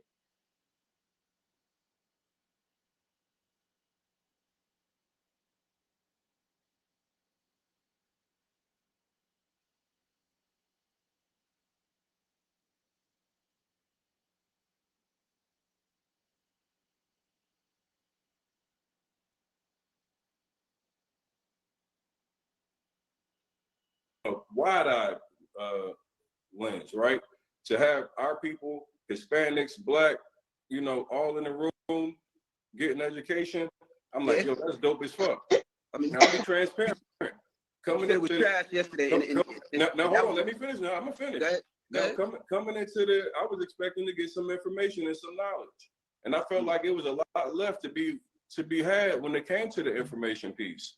It wasn't filled with game that I expected to get from the. It was more like, hey, here's who I go where I find my websites at. Here's where I go to get hard money lenders. But it wasn't real estate knowledge. And here's my problem with a lot of these situations is that very big platforms like yourself, man, like so many people respect your platform. You are a celebrity. You got millions of people that listen to you on a daily basis. You got a partner of yours who is accused of some very serious allegations. Millions of dollars have been alleged to be scammed at this point, right? I want to ask you first and foremost, when we start looking at these events, which starts becoming a marketing funnel, right? People start now coming into mentorships. They come to these events to be able to get game.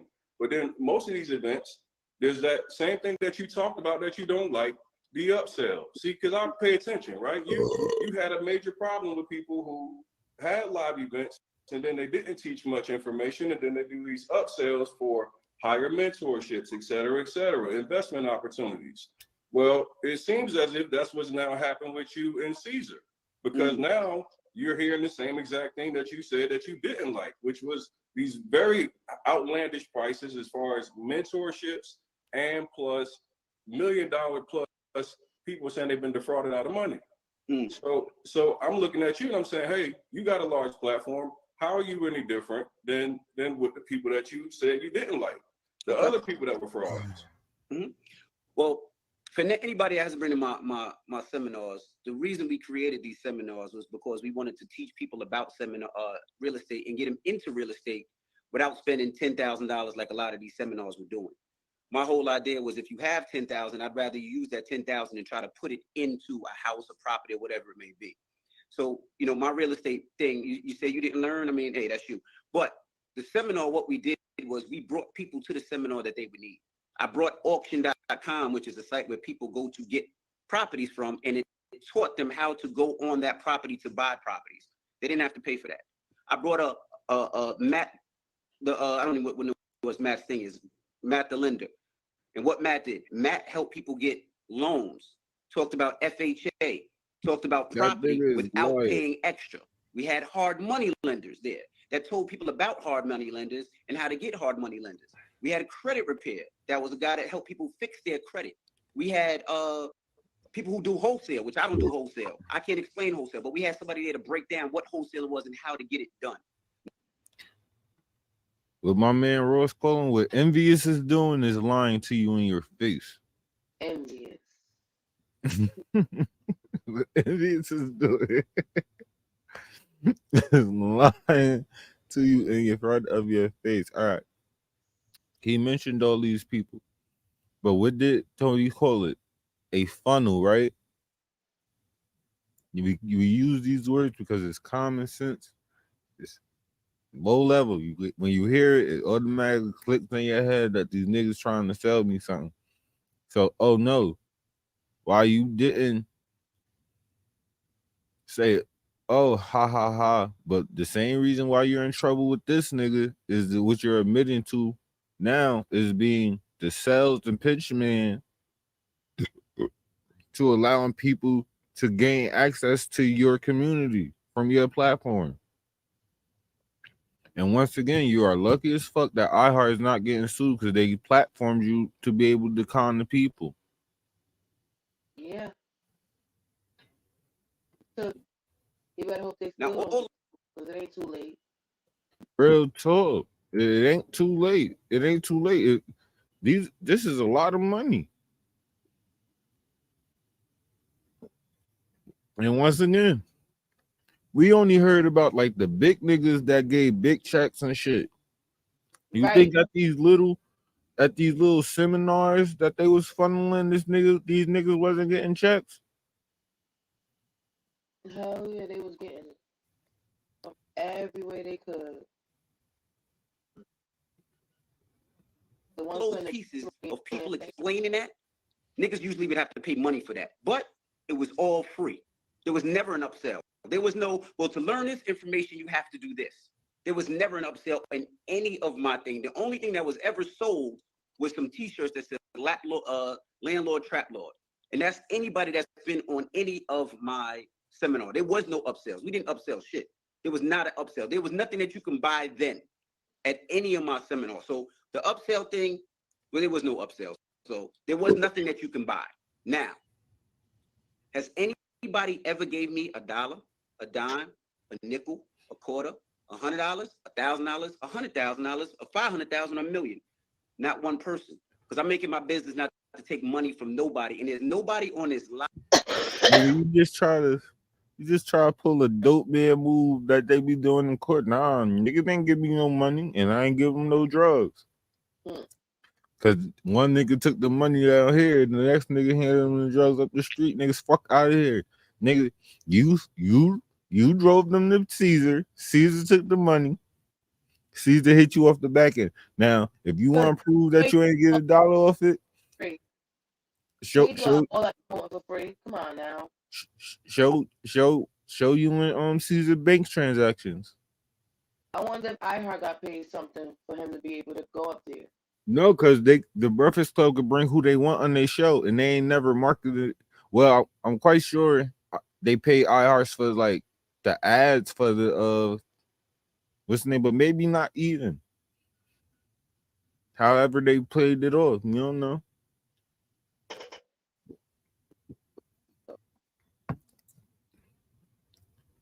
They do pay him a smooth couple of and million. There's nobody in here that could ever say Envy, they gave Envy $1.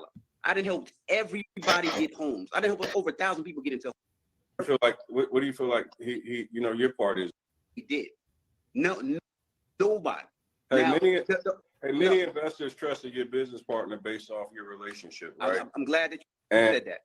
So now, and I want to ask you a question, like, as a public figure, how do you feel your responsibility for like your actions and his actions, and how does your professional view on all that play a part? Okay, how do you feel like what do you feel like he your part is in this? I love that question. This is the thing. I have many different partners. I got partners that own water. I got partners when it comes to real estate. I got partners when it comes to clothing lines. I got partners when it comes to many different things. So let me ask you a question. Me and you own a barbershop, right? Barbershop does well. On the side, you're a pedophile, and I don't know you're a pedophile. Are they gonna say DJ Envy's partner is a pedophile and I knew about it? No, nigga, I didn't know what you did on the side or what you was doing. Not to say that even Caesar was doing anything right or wrong, because I honestly don't know. That's between them and whatever happened. But did I say, here, take this money and give it to this person or do this with this money? I never did. And nobody's ever come to me. And anybody who's ever came, if you ever came to my seminar, I tell everybody on this stage, whether it's credit repair or it's a conventional lender, do your homework, because I don't trust anybody. And I said that. And I said, the reason I don't trust anybody is because, like anything in this world, somebody will treat me different because I'm a quote unquote celebrity than they'll treat somebody else. And if you've been to my seminars, I say that a million times where people, the speakers get offended sometimes. But the reason I do that is because I don't trust people. I don't trust anybody. I don't. That's just me. Even with real estate. I'm not a person that just buys because I never seen. I need to touch the house. I need to feel it. I need to walk through it. I need to know things on my own. So if by you putting out DJ Envy and a picture of me and Caesar saying that y'all did that, you know I didn't scam nobody for no money. You know I didn't take no money. And like I said, the thing with me and you is where I go from different is you know me. You say you didn't have my number. My number's the same. You got my number. You can call me anytime. Well, I actually didn't have your number, Henry, but like as soon as I heard, what did I do? I ask you my number. But let me ask you a question, because the guy last night, he said that he gave Caesar $1 million. When he said he came to the office, you were right there to greet him. He said he felt like you were part of the entire process as far as bringing him into the, him even deciding to make this investment. He's like, I would have made $1 million investment if I didn't have DJ Envy co-signing him and telling me that, yo, he's a good dude. And then I come to the office and he's in the exact same office as I'm walking in before we even come to an agreement on the deal.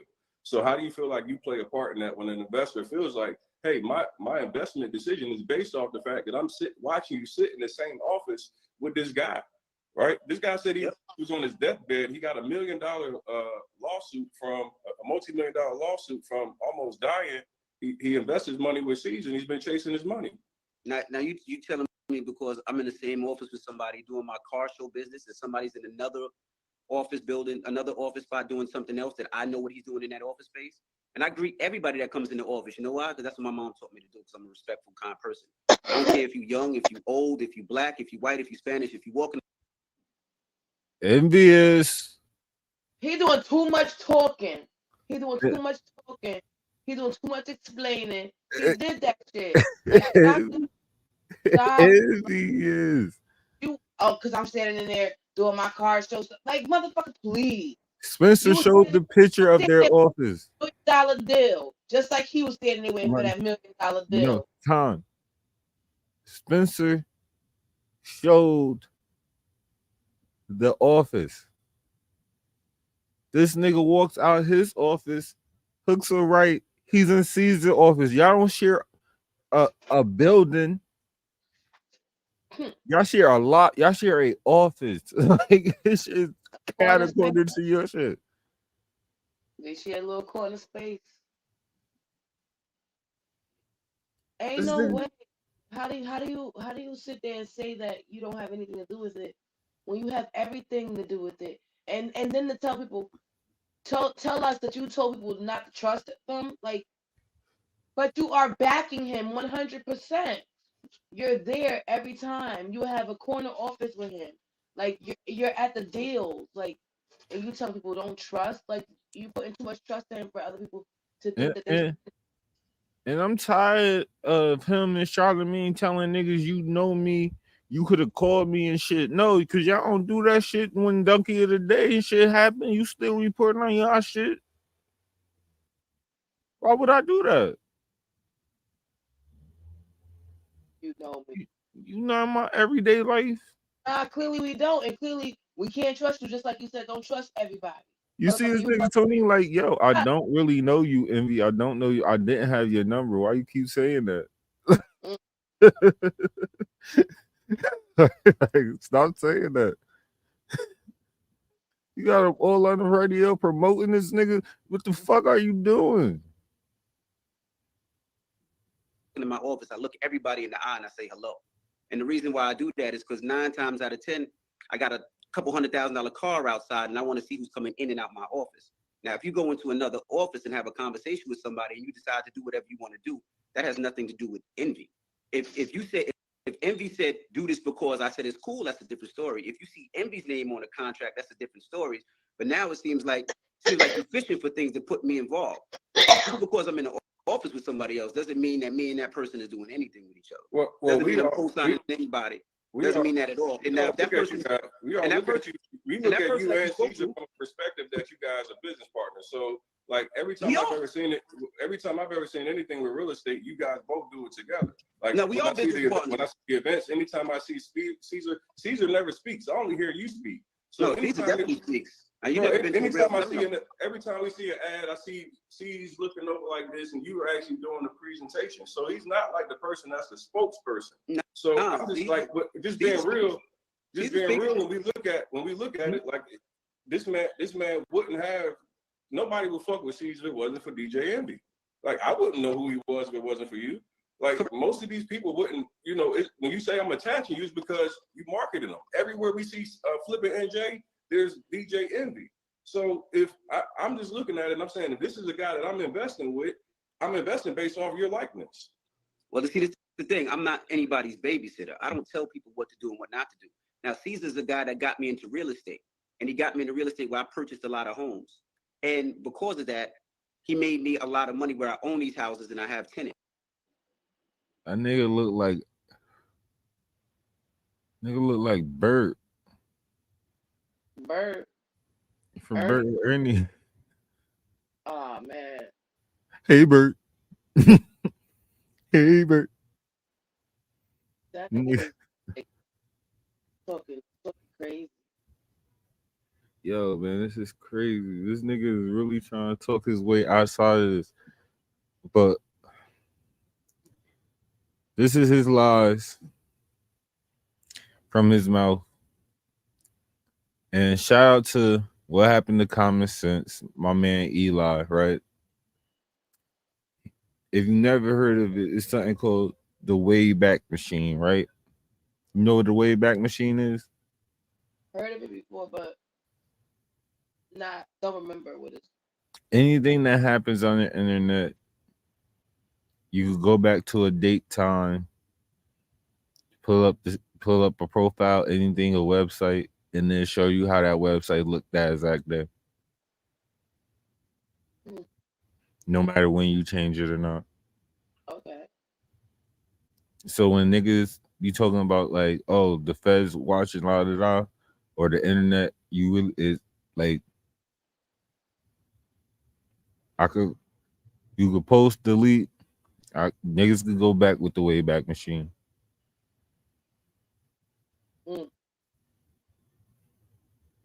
That's nuts. This is not just about slandering and gossip. I know you slow people in the back think it's all about gossip and slander. Yet DJ Envy's entire platform is based around gossiping and slandering celebrities all day long. But the tool called the Wayback Machine basically archives all of the web pages on the internet. See, understand, I keep trying to tell you, you fuck with the right one when you fuck with me. When you threaten me, you don't understand how hard I'm gonna go now. I'm a technologist by trade and by skill. So now you may update your website today, but what the Wayback Machine allows you to be able to do is I can pull up how your website looked last week, last month, last year, 5 years ago. The Wayback Machine goes all the way back to 1996. Damn. So fuck with the right one. So now, if we come here to the team page, the way the website looks today, you only see Caesar and his wife. But if you come here, according to the Wayback Machine, back here on February 7th of 2023, look who we see here, the team on Instagram. You see DJ Envy. Oh, shit. You see DJ Envy. You see DJ Envy. You see DJ Envy. You see DJ Envy and Caesar. See the tall guy tycoon. Want to know what you had to do with the project, brother? When I ask you that later. See DJ Envy again. DJ Envy again. DJ Envy again. DJ Envy again. DJ Envy again. DJ Envy again. DJ Envy again. DJ Envy again. And it sees the page. You get my point. This is the website So for now the the company. question would be, Oh, okay. why would you delete the pictures? Flip to Now Dow. remember, in the suit, he stated he has nothing to do with the Flip to Dow project. He was never an employee, and he was never a representative. Okay? Now I know what you're saying. Oh, Eli, you're just trolling. You know, we need something more hardcore. We need something, you know, more damning. Okay. Well, if you come down here, zoom in. It says Rashawn Casey, which is DJ Envy's real name, is the co-founder and CSO. Now, remember, if you go to the site currently today, you don't see that. But with the Wayback Machine, you can see when they were out here marketing and promoting this, it says the co-founder and CSO, right? DJ Envy, real estate investor, entrepreneur, Power 105. Now I know what you're saying. Drum roll. Eli, how we know that you didn't make this website yourself, right? You're a programmer, you're a technologist by default, okay? Well, boom. We come here, like you need something a little bit more hardcore. Wow. Is that not Rashawn Casey right there? Does it not say co-founder and CSO? Now, again, we're here to teach. We're not here just to slander, right? We want to build on this, right? We want to build a little bit. So, remember, whenever you are confused about something, the best place to go to is Google. So, what is a CSO? Right? What is a CSO in business?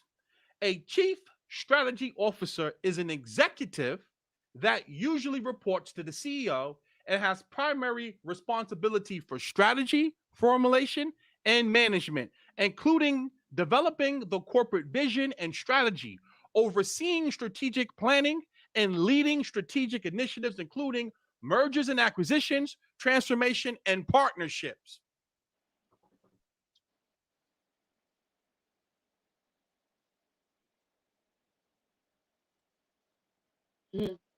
In Rico, that tells you it's mainly your fault, brother. In the Rico, that tells you it's mainly your fault. Damn, yo. That's nutty block. They're gonna eat his ass alive in court. How you gonna beat that? For real though, how? Okay. I know. Yeah, you're kind of making a little bit of point here, Eli. But see, now the question has to be, because let's play devil's advocate here. Let's just simply say that DJ Envy was allowing them to market him on the website, but he really had no involvement in the actual formation of the company. If you looked at the corporate documents and he tries to say, well, I wasn't on any of the company documents. Well, then now we get into fraudulent marketing, deceptive marketing, right? Because now you're violating a lot of FTC guidelines and rules and regulations, because you're allowing someone to promote and market as if you are in that role, but then now you're trying to say you're not in that role. And see, this is why I was saying for so many of you, it is very important that you take this to court, because see, this becomes a problem here now. It's either you were a part of the corporate structure and you were an executive, or you weren't. Because again, when we come here to the Flip the Dow site today, they scrubbed all of this. But with the beautiful Wayback Machine, we could pull that up. Now, I want to also go over some definitions, because I know a few of you niggas are slow. So what we're going to do is, what is the definition of the word we? And we're going to find out what is the definition of the word our.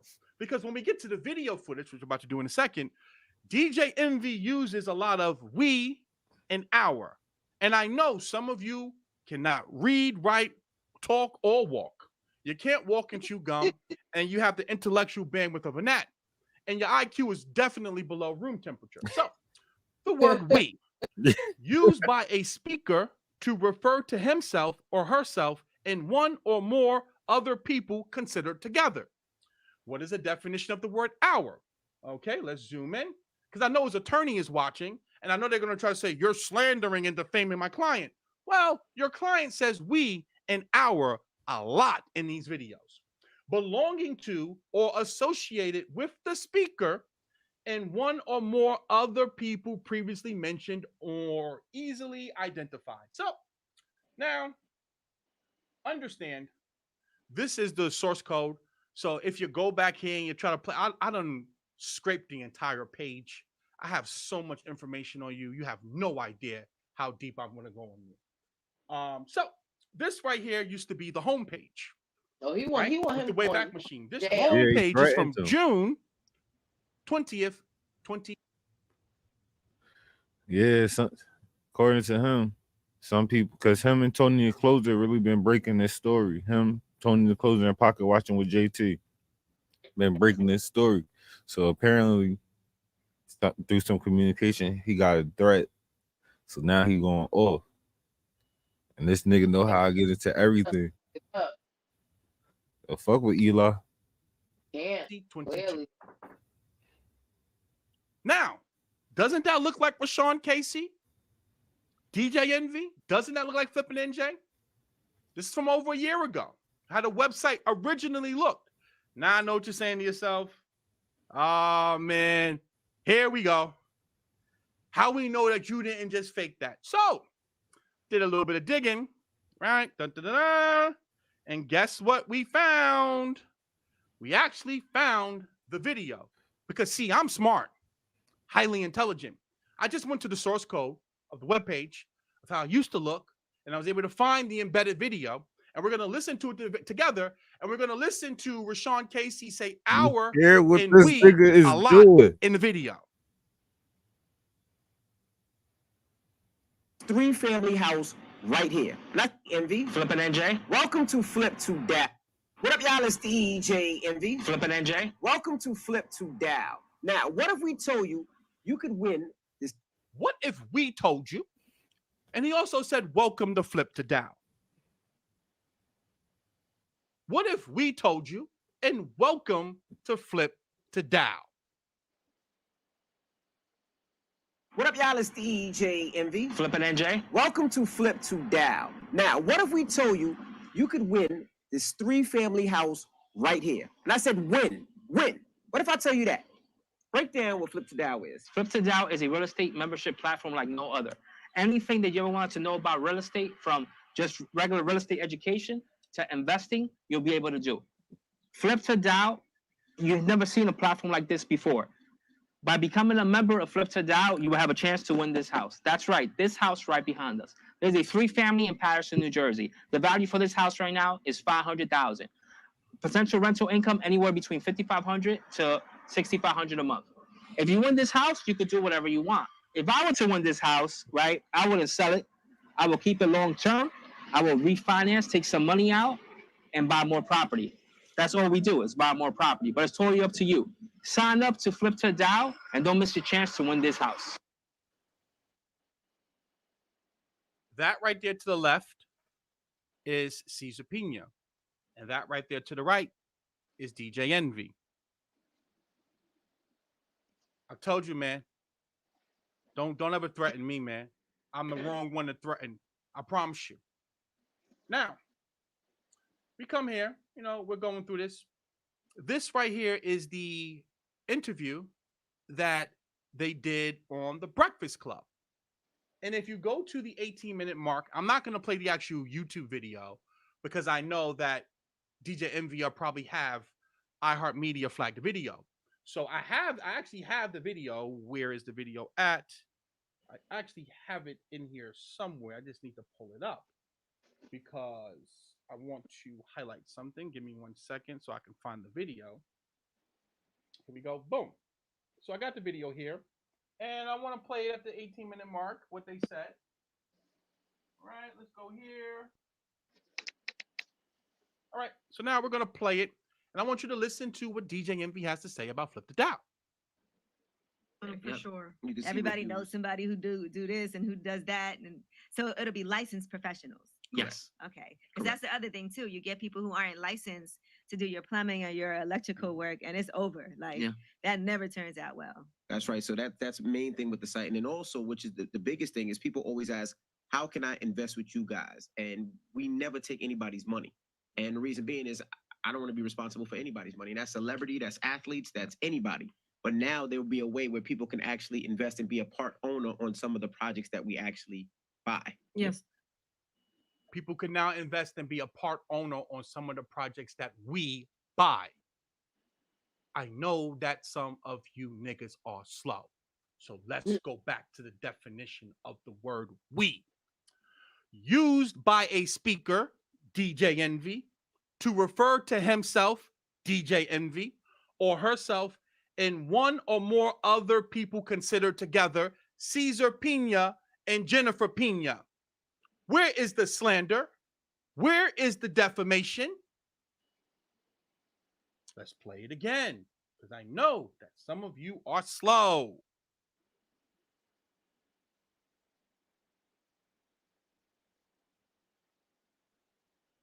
The biggest thing is people always ask, how can I invest with you guys? And we never take anybody's money. And the reason being is I don't want to be responsible for anybody's money. And that's celebrity, that's athletes, that's anybody.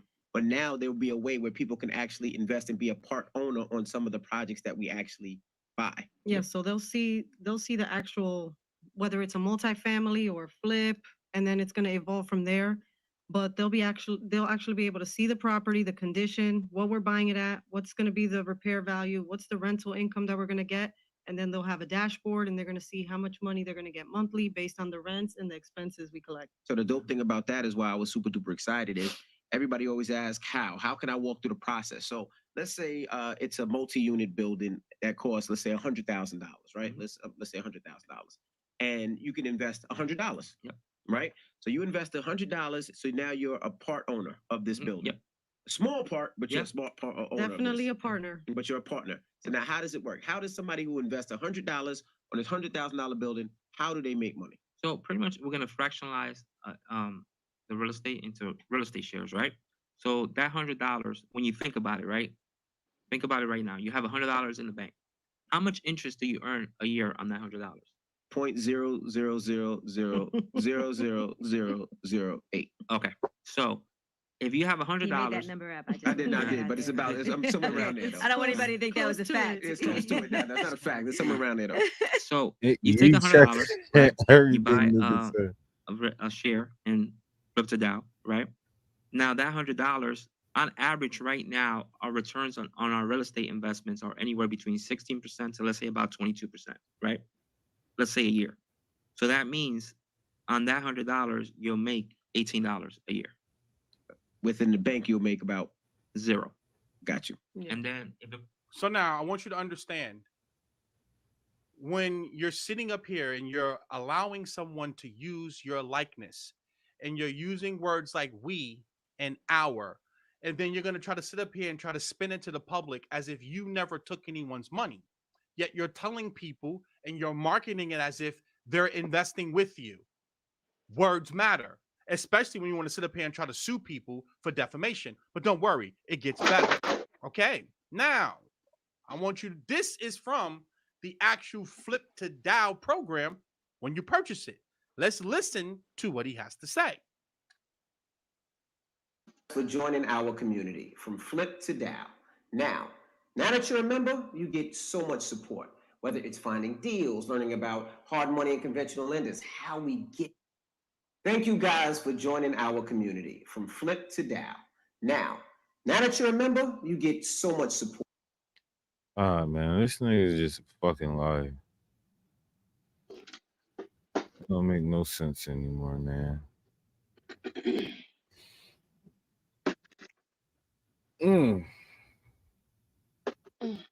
Well, if you got anything else you want to talk about tonight? No, I ain't really come with much because that story was pretty heavy. I told you that was basically the whole show. Real talk. Fucking. I can't wait. And I want this shit to be shown like the Johnny Depp Amber Heard trial. Fuck with your heard. That Johnny Depp shit was funny as hell. That shit was hilarious. And I like how we was watching it happen in real time, and Netflix put out a documentary that fucking spent the whole thing. Hey, I was gonna say that too. This is gonna be a documentary. Like definitely. Hulu, y'all better get up on it now. This is gonna be a fucking Netflix mini series, limited series. Like this is crazy. Mm-hmm. This is crazy. This shit is nuts. Flipping New Jersey. Name it just that. That shit Damn. crazy.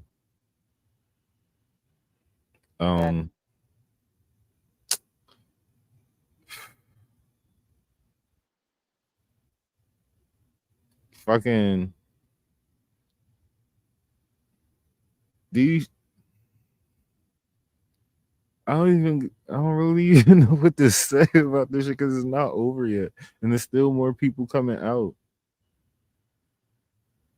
It's just he better buckle his motherfucking shoes because it's looking bad for him. Especially sending threats to people that you shouldn't, because this guy done dug up everything he said he didn't do. Yo, that's fucking crazy. Everything he said he didn't do and wasn't involved in, this man done dug up and proved that he did actually do what he said he did not do. Everything. It's just fucking wild crazy. I'm gonna bring back my man Tony the closer, give y'all some victim statements. You feel me? And after that, we gonna roll up out of here. Let's break it down. Let's go. All right. Make sure you guys can see this and tune in. This is the post put up from Flipping NJ. Okay, let's break it down. Let's break it down. All right.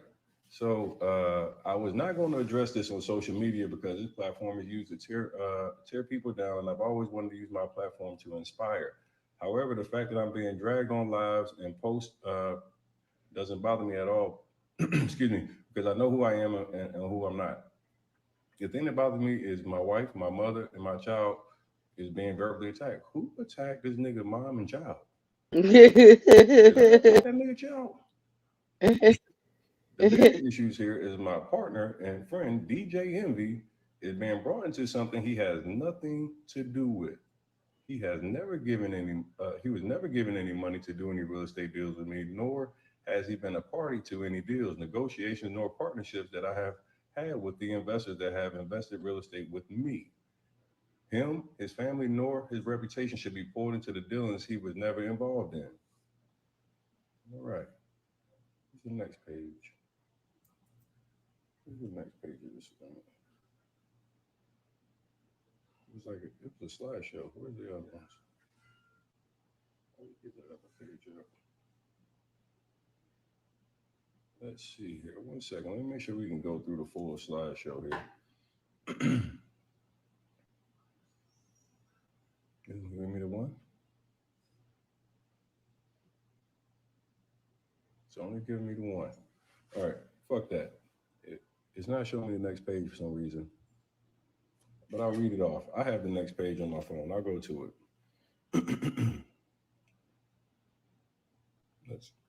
Let's go to Caesar's page. Flipping NJ. All right. Yeah. All right. So page 2 says, when you have people that are clout chasing and using other people's name and misfortune to draw people to their platform to sell course and grow their own following, you have to question their motives. If you are truly a pillar in the community and doing such good and wanting to help people on a mass scale, why tear people down? Especially when these are the same people you have had their phone numbers. Social media is a way to create scandal and division. It is not solution-based. I am solution-based individual. I have principles and integrity. With that being said, I have done thousands of deals that have been extremely successful. When the market shifted, so did my real estate business. I'm not guilty of scamming anyone. I'm guilty of being a part of an industry that is not a 100% guarantee. So while the cloud chasers chase clout, I'm going to be a man that I am and ask that those who feel like I've been wrong to them to get on a call with me and let's talk through how we move forward. My email nor phone number have changed. I'm not ducking anybody. I'm not dodging nobody. I'm busy over here trying to hold my empire together so these false allegations can stop. I ask you that you have, I ask each of you that have been on lives and posts recently to fact check. Do your research. Check your source. Research his background. You can't sweep someone else's door when yours is muddy. I'm not going to post your misfortune over the years because I'm into inspiring, not tearing another man down.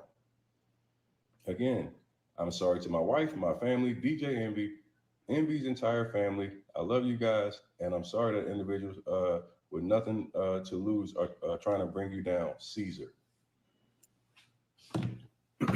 All right. So that was Caesar's response. Caesar responds, y'all. He finally responded. We've been waiting on this response for so goddamn long. All right. So let's talk about it. I just wanted to make sure, like, because a lot of people just happen to think that Tony the Closer is out here hating. You know, that's what I do. I just hate and I tear people down. So let's just go here and let's just do a little digging. Why don't we? Let's just do a little digging. Let's start here. My bad. Let's start here. I'm gonna make sure you guys can see this because it's important that you guys can see what's happening. Because, you know, a lot of people like to talk that bullshit and say, these are clout chasers. These are people that are hating and trying to tear me down.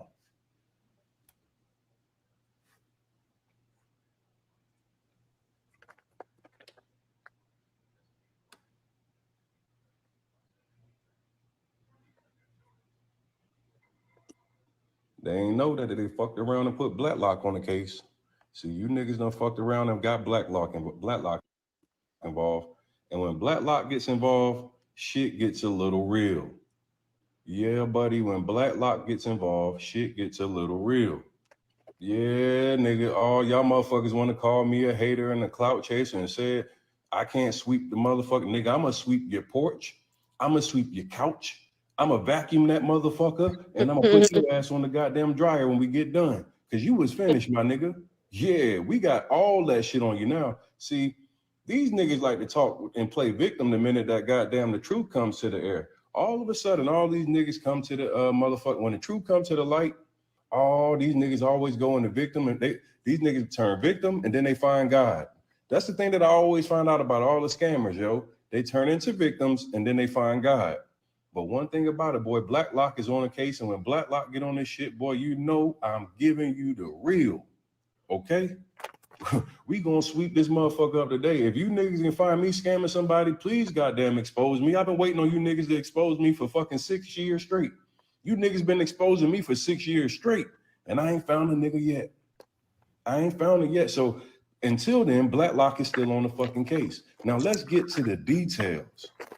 Because right now we about to do something that I really want to do. When niggas want to play with me, we gonna do like this. Yeah, what's up, nigga? No, you ain't talking about me, dog. You been on my dick, nigga. You love my style, nigga. Yeah, boy, I'm about to ether me some niggas tonight. We got Blacklock on this motherfucker, boy. Yeah, y'all ain't know we's gonna get this shit, nigga. Ooh, they done motherfucking fucked around. Yeah, tag Envy, tag motherfucking Ricky Rose, tag Charlemagne the God, Angela Yee, because we need to understand what the fuck is going on right now. Oh man, we about to put that goddamn Tony further. Yeah, nigga, let's go. All right, so let's get into it, y'all. Let's get into the details of this case right here. This case right here is a good and juicy motherfucking case right here. So I actually had the pleasure of speaking to this young lady briefly today, Amy Flips. And Amy Flips happens to be a victim of what has been Caesar Pina and Jennifer Pina's real estate scam, guys. Caesar and Jennifer, who are listed on this, are a part of a major multi-million-dollar Ponzi that's taking place right now. And I'm gonna show y'all all the extrinsic details so you know that it's not clout chasing and that is real. And God damn it, this shit so fresh. I'm talking about Amy hit me up and was like, you right on point, Tony. You dead on point, Tony. She wanted me to fucking know what's up. Oh my goodness. But I want y'all to take a look in this first one right here. The plaintiff, Amy Flips. Amy Flips, buying through its attorneys, the law offices of Kravis and Associates, and for complaining against the defendants from Start to Flip LLC, Caesar Pina, Jennifer Pina, collectively referred to as the defendants, does hereby allege upon knowledge to itself and information is believed as the defendants follows. Here's the introduction, guys. This action arises from the defendant, which is the company from Start to Flipping LLC, breach of its agreement entered in between the parties and its failure to pay the sums that are rightfully owed to Amy Flips LLC. Furthermore, the defendants, Pina, engaged in an elaborate scheme to defraud plaintiff, which scheme involved unlawful conduct resulting in the plaintiff suffering an ascertainable loss and no less than $500,000. Unlawful conduct. Unlawful conduct. This is my man Pocket watching with JT, you feel me? He is the actual financial advisor,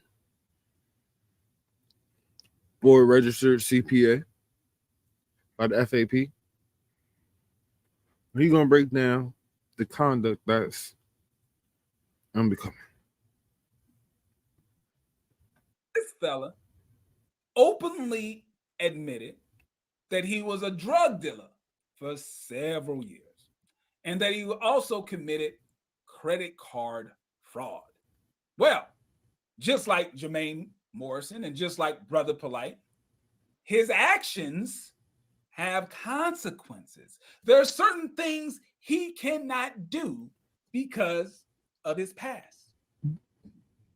The CFP board states that a man with his criminal past should not have the privilege of giving financial advice to manage the money or the investments of other people under the banner of being a CFP, a certified financial planner. Why? Because the crimes that he did in the past, if given the privilege of giving advice or managing the money under the banner of a certified financial planner, it could put him in a position where he'll fall back on his bad habits. He may commit financial fraud again because he did it in the past. You should not tempt a person with this type of past. So you try to protect the greater public by saying your actions have consequences. You can no longer do this. Okay? So actions have consequences, but we still, as a greater society, as a community, for some reason, we try not to hold people accountable for these things. Listen, I'm all for giving someone a second chance in life, but I'm not going to give you a second chance to scam me. I'm not going to give you a second chance to defraud me. Because I just want you to remember the video that I played before. In that video, DJ Envy said people warned him to not do business with Caesar because of his past. People warned him to not associate himself with Caesar because of his scammer past, because of his drug dealing past. Do not tie yourself with a man like this in this particular way, or you can end up in trouble. Well, here we are, 2023. And it looks like DJ Envy is in some trouble because he gave a man with a very bad financial past a second chance. Of tri-state area investors say they were victims of a Ponzi scheme, losing 6 figures each in what they thought was a legitimate real estate deal. News 12 senior investigative reporter Walt Kane has this Kane in Your Corner investigation. I was happy to be a part of something, especially something this big. Stanley Acosta thought it was his chance to give his family a better life. He invested $150,000 in cash in a real estate development deal. The money was supposed to be used to flip this property in Patterson. But Stanley says almost as soon as he signed the deal, something felt wrong. One of the biggest flags for me was he didn't count the cash. I'm giving you $150,000 in cash. You're going to want to make sure that every dollar is there. The developer was Cesar Pena, a social media influencer who advertises real estate seminars. Stanley's contract promised in return for his $150,000 investment, he'd get $45,000 in interest, a 30% return in just 5 months. But nearly a year later, he hasn't seen any money and says Pena has stopped returning messages. From a financial standpoint, it's killed me completely. I've had to take out loans to pay off credit card debts. And Stanley isn't alone. Kane in Your Corner has uncovered over a dozen lawsuits filed by people who say they invested with Pena and never got the money they were promised. Texting him like almost every other day, like, hey, what's up with the money, Caesar? Like, I need that money, bro. Like, constantly texting him. He keeps delaying. Our investigation finds in some cases, Pena sold investments in properties real estate records show he never owned or sold years earlier. The lawsuits already total close to $10 million, with more being filed every week. For the last year and a half or more, it's just been taking money in from people, and there's been no likelihood of people getting their money back. Some of the lawsuits also mention Rashawn Casey. He's a radio personality who goes by the name DJ Envy. Casey often appeared with Pena at real estate seminars, but his attorney insists he's a victim too. And DJ Envy also gave $500,000 as an investment, which he has not received back yet. Pena's attorney declined to be interviewed, but in a letter to the court, he complains about the tactics he says some investors are using. He writes, "My clients need time to first protect their family from threats of death, rape, and physical harm.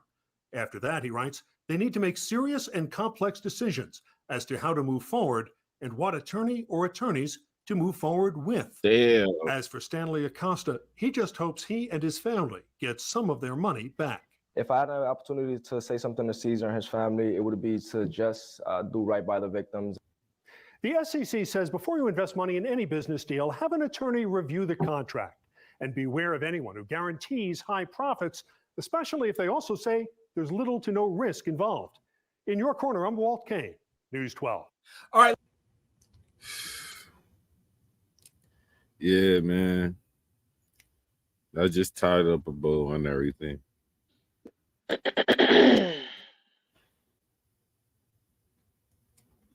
Yeah. Oh shit, I thought somebody else was up here. I'm bugging. I'm bugging. I'm high as hell right now. All right, well, you got anything you want to tell the people there? Make sure y'all following me on Instagram at __ Olivia Wild. That's OLIVIAWILD. Follow me on Facebook, Olivia S. Wild. I guess you could follow me on Twitter, __ Olivia Wild.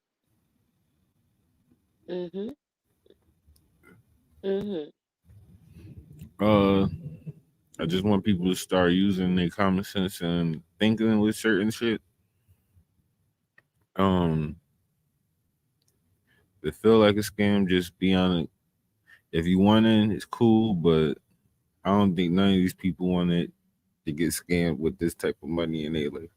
And the fact that you can't pay your credit card bills and you handed a nigga $150K tells me in cash, tells me it wasn't legal money. And is credit card bills a code for something else? There was a lot of questions there. I'm not blaming the victim though. That's victim blaming. Oh, Yeah. my bad. You hit me on the socials. Visionary Jones, Sativa Jones, Visionary shit on YouTube, Sativa Jones on X. Oh yeah, it's not Twitter no more. It's X, ain't it? We'll be back tomorrow with a new show and a new fucking perspective. The difference between a dreamer and a visionary, and the visionary and the dreamer is a dreamer has his eyes closed and the visionary has his eyes open.